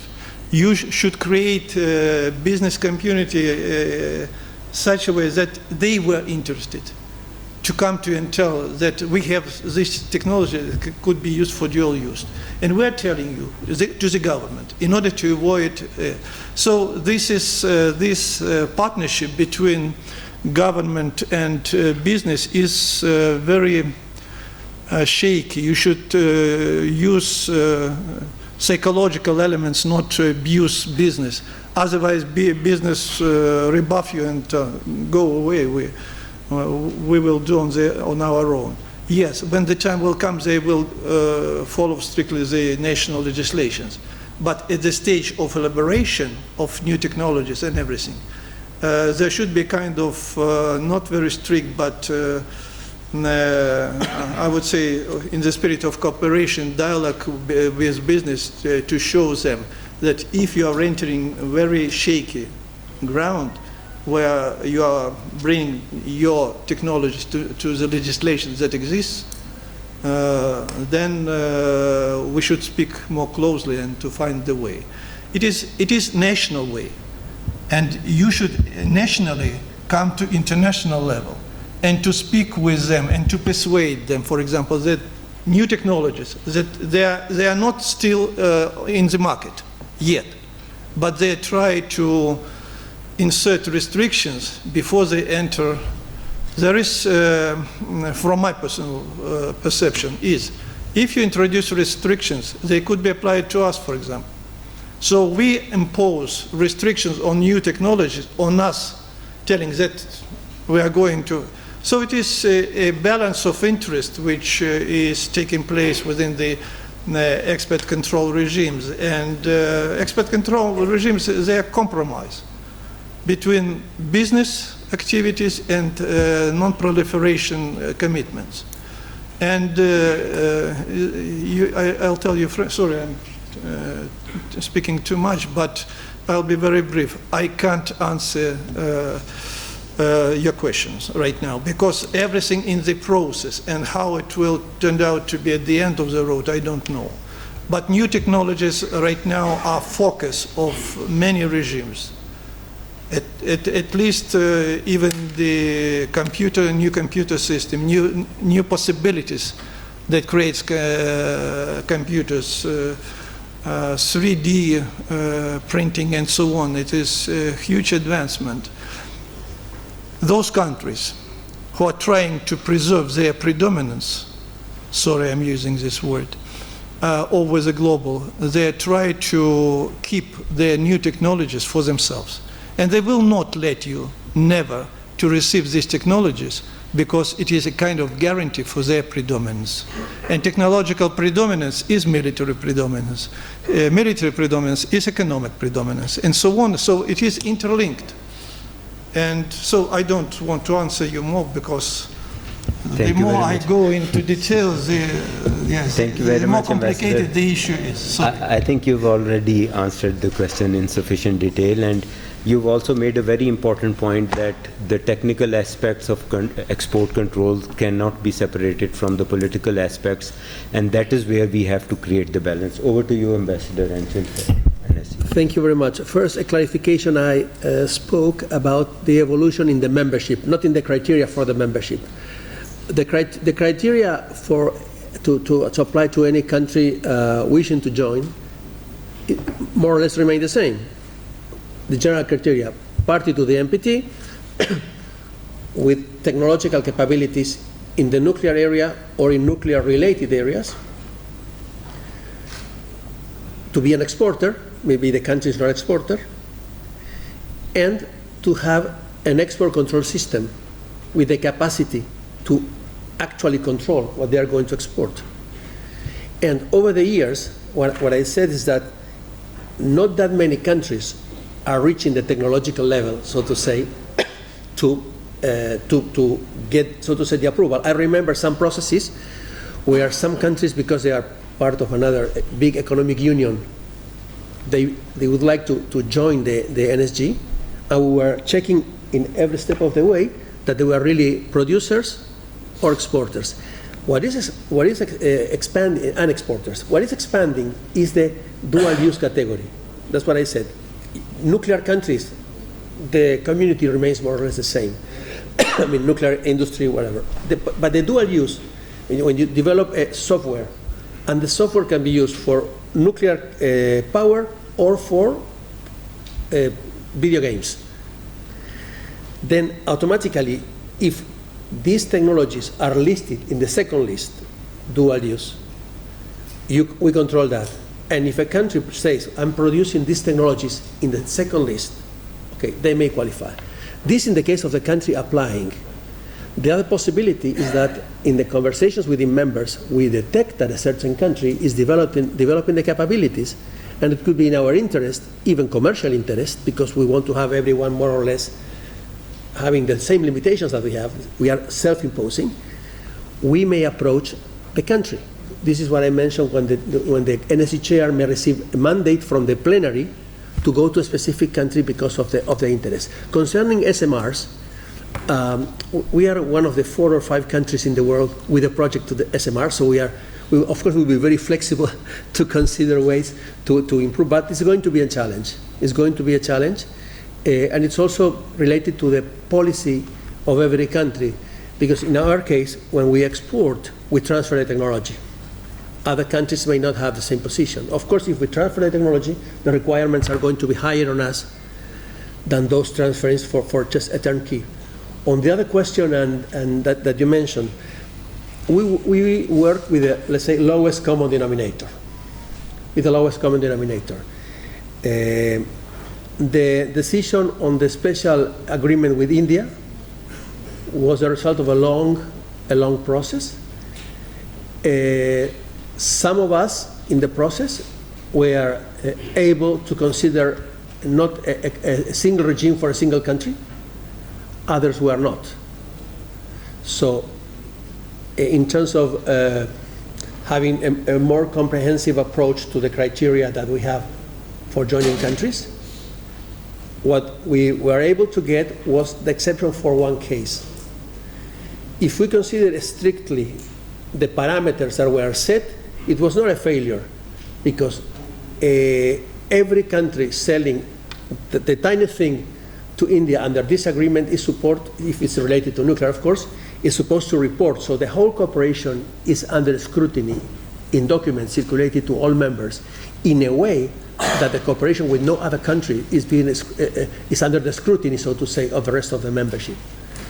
For the expansion of the membership or the criteria, I would relate to what Gregory said, the complexity of the technical plus the political. And this is the best regime we can achieve with the principle of the lowest common denominator. Thank you. Thank you very much, Ambassador. And this brings us to the close of this session as well as the conference. I must say that we had very useful discussions during this session, and we were lucky to have the current chairs of the NSG and MTCR with us, and DG SECDIV, who shared Pakistan's perspective with regard to the multilateral export control regimes. We have already covered various aspects of the multilateral export control regimes and the challenges they are facing. I would not further prolong the session because we already have the Honorable Foreign Secretary Ambassador Suhail Mahmood with us, who will be the guest speaker for the closing session. With this, I close this session and once again thank all the speakers and the participants for their participation in the current session. Ladies and gentlemen, with this we end our 5th and the last session of this conference. I would like to cordially invite Foreign Secretary of Pakistan, Ambassador Suhail Mahmood, to present the closing remarks.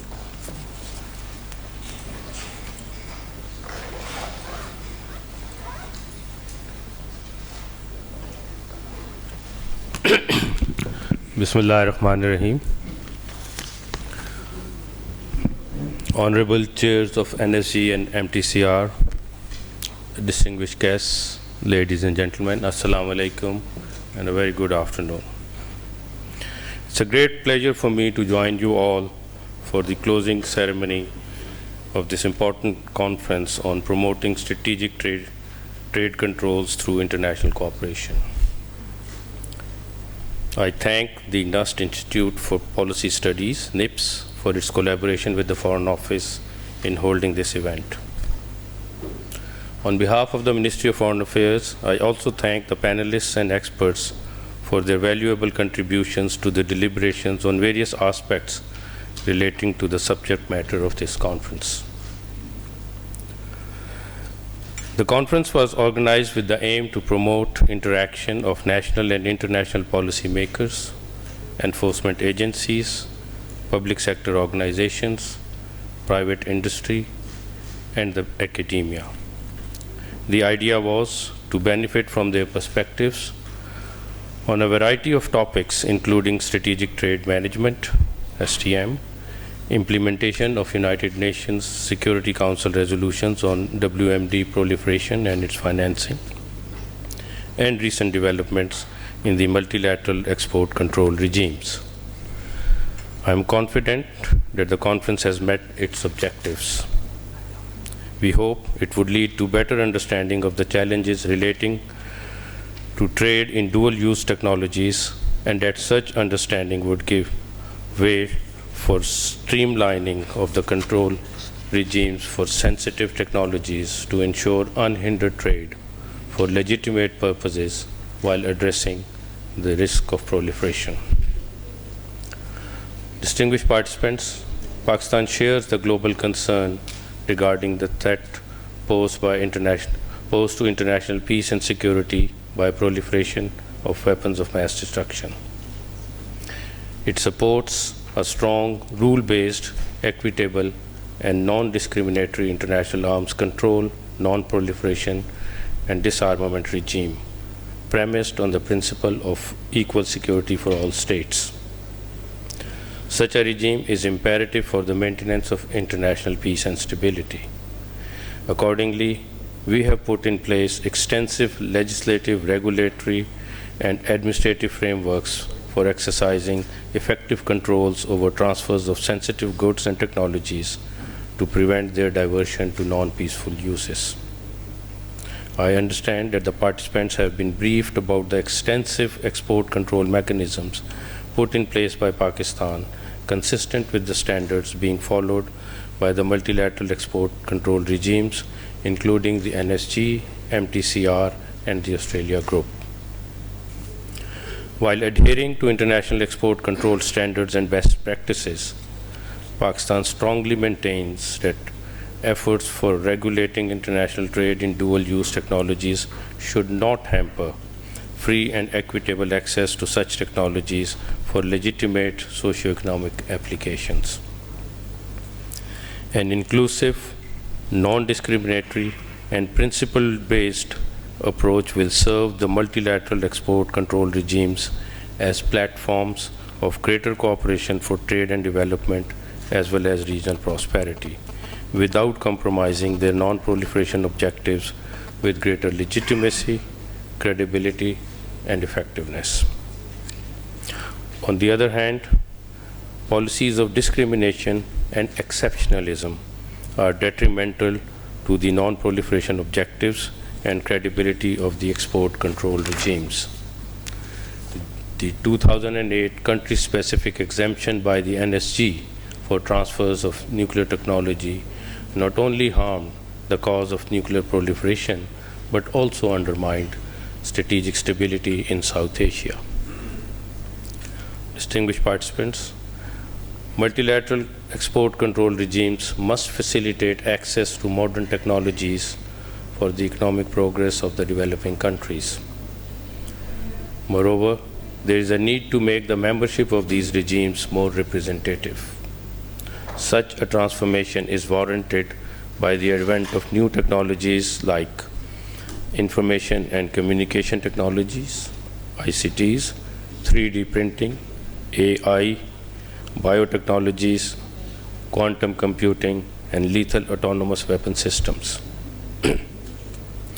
These technologies are pervasive and no longer the preserve of a few supplier states. A truly effective regime will necessitate the participation of all the interested stakeholders, including emerging economies, which are making great strides in these new and emerging technologies. Furthermore, given the extensive application of these technologies in mitigating the global challenges of climate change, public health, water, energy, and food security, access to these technologies should not be denied based on political considerations. The UN recognizes science and technology as one of the key enablers for the achievement of Sustainable Development Goals, the SDGs. The COVID-19 pandemic reinforced the need for international scientific and technological cooperation in an increasingly interconnected global community. Given Pakistan's thriving S&T landscape with extensive expertise, experience, and technological capabilities in ICTs, biotechnologies, and nuclear applications, it clearly qualifies for participation in the existing multilateral export control regimes. Pakistan's participation in the regimes will further the non-proliferation objectives of these regimes. Pakistan will welcome non-discriminatory criteria for membership of these control regimes, provided these criteria are applied on the basis of fairness and impartiality. Distinguished participants, ladies and gentlemen, let me conclude by expressing the hope that the interactions during this conference and the context that you have established amongst yourselves will provide the basis for enduring cooperation and partnership in the pursuit of our shared objectives. We also hope that you are carrying back pleasant memories of your stay in Islamabad. Thank you very much.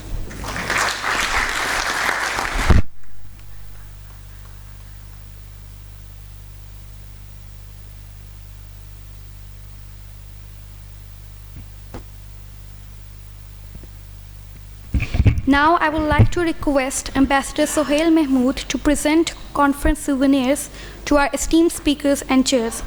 We will start with our speakers. His Excellency Ambassador Gustavo Angel,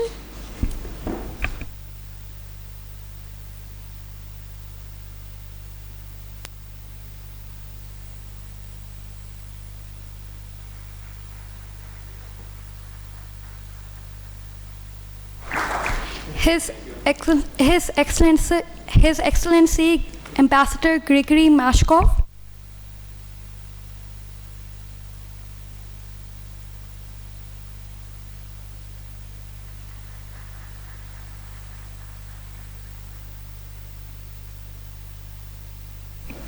Dr. Zafar Ali,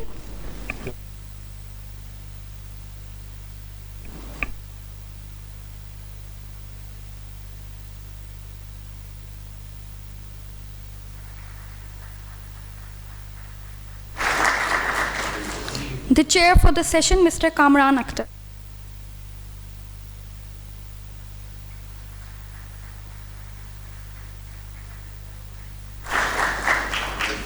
I would like to request His Excellency Ambassador Gustavo Angel to present the conference souvenir to the Foreign Secretary of Pakistan, Ambassador Sohail Mahmood.